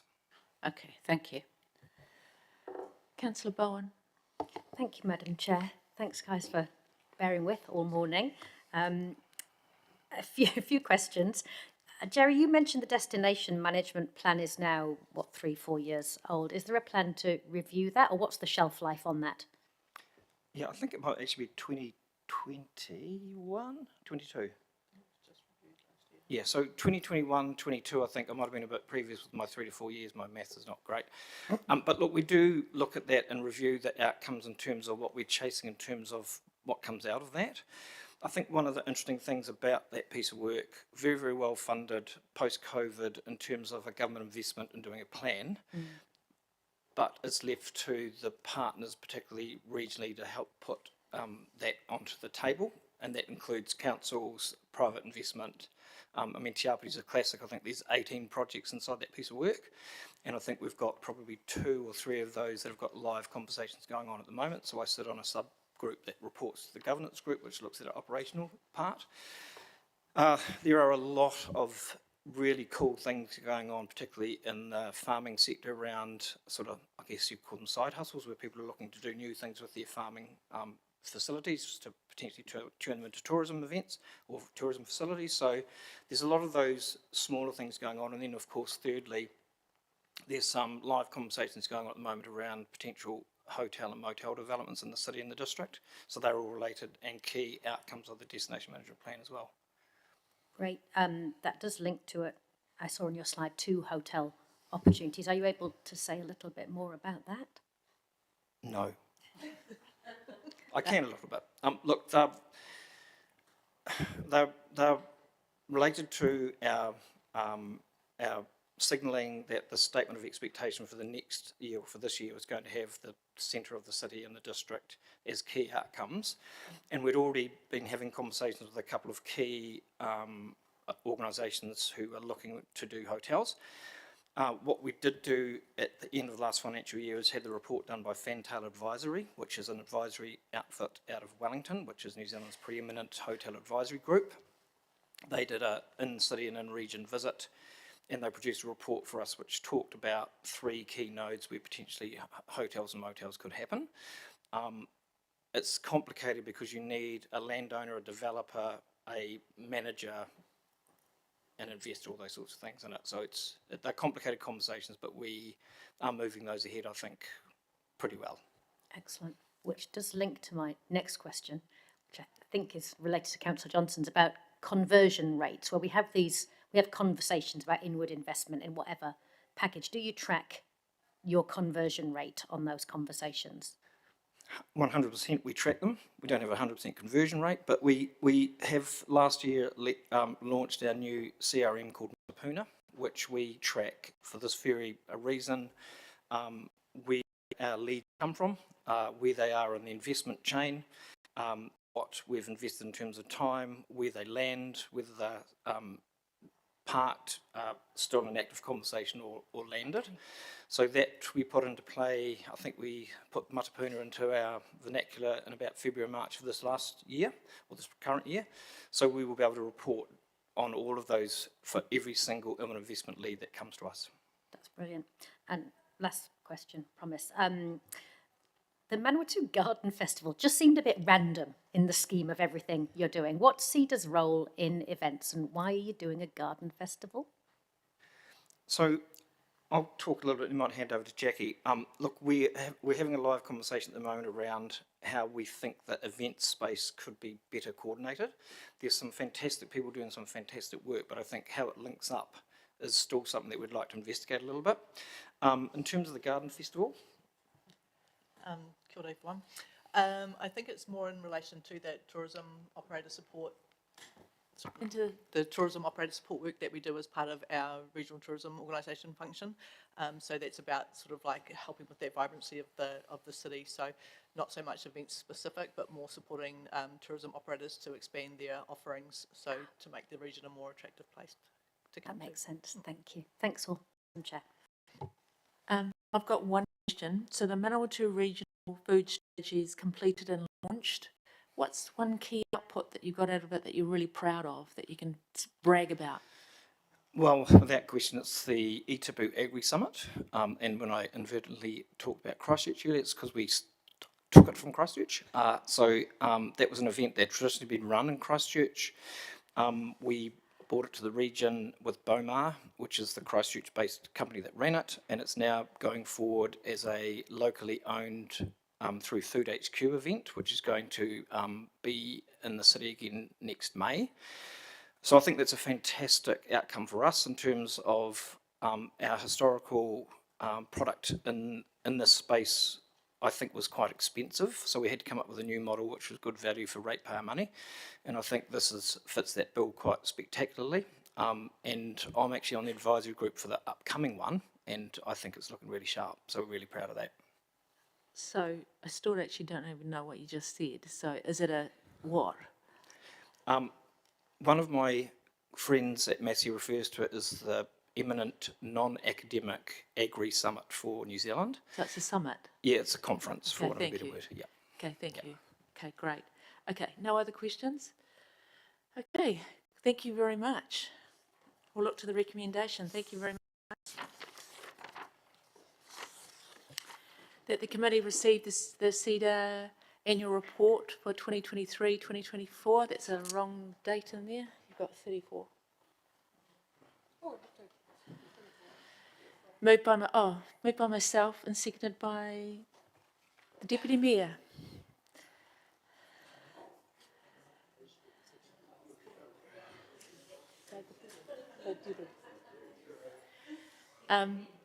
Councillor Fitzgerald. Yep, it is comments.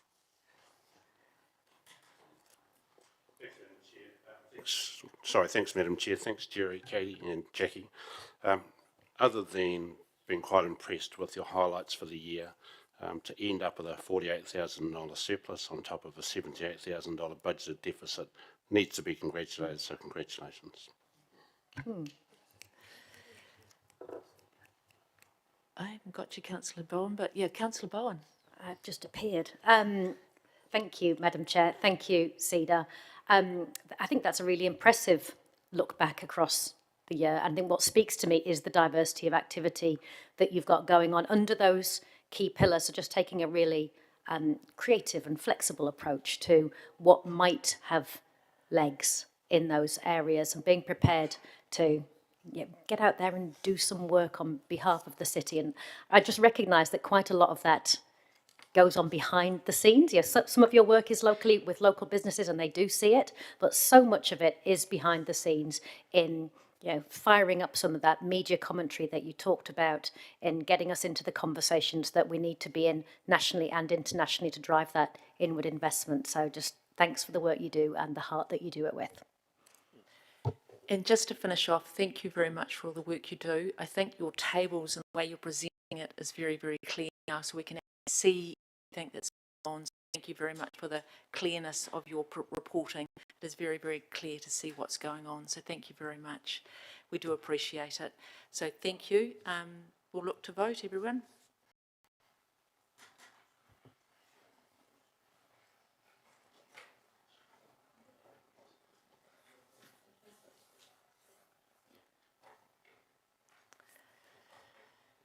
$15 votes for and none against. And we'll have lunch and be back in the chamber at 2:20 for Featherston Street Safety Improvements Update.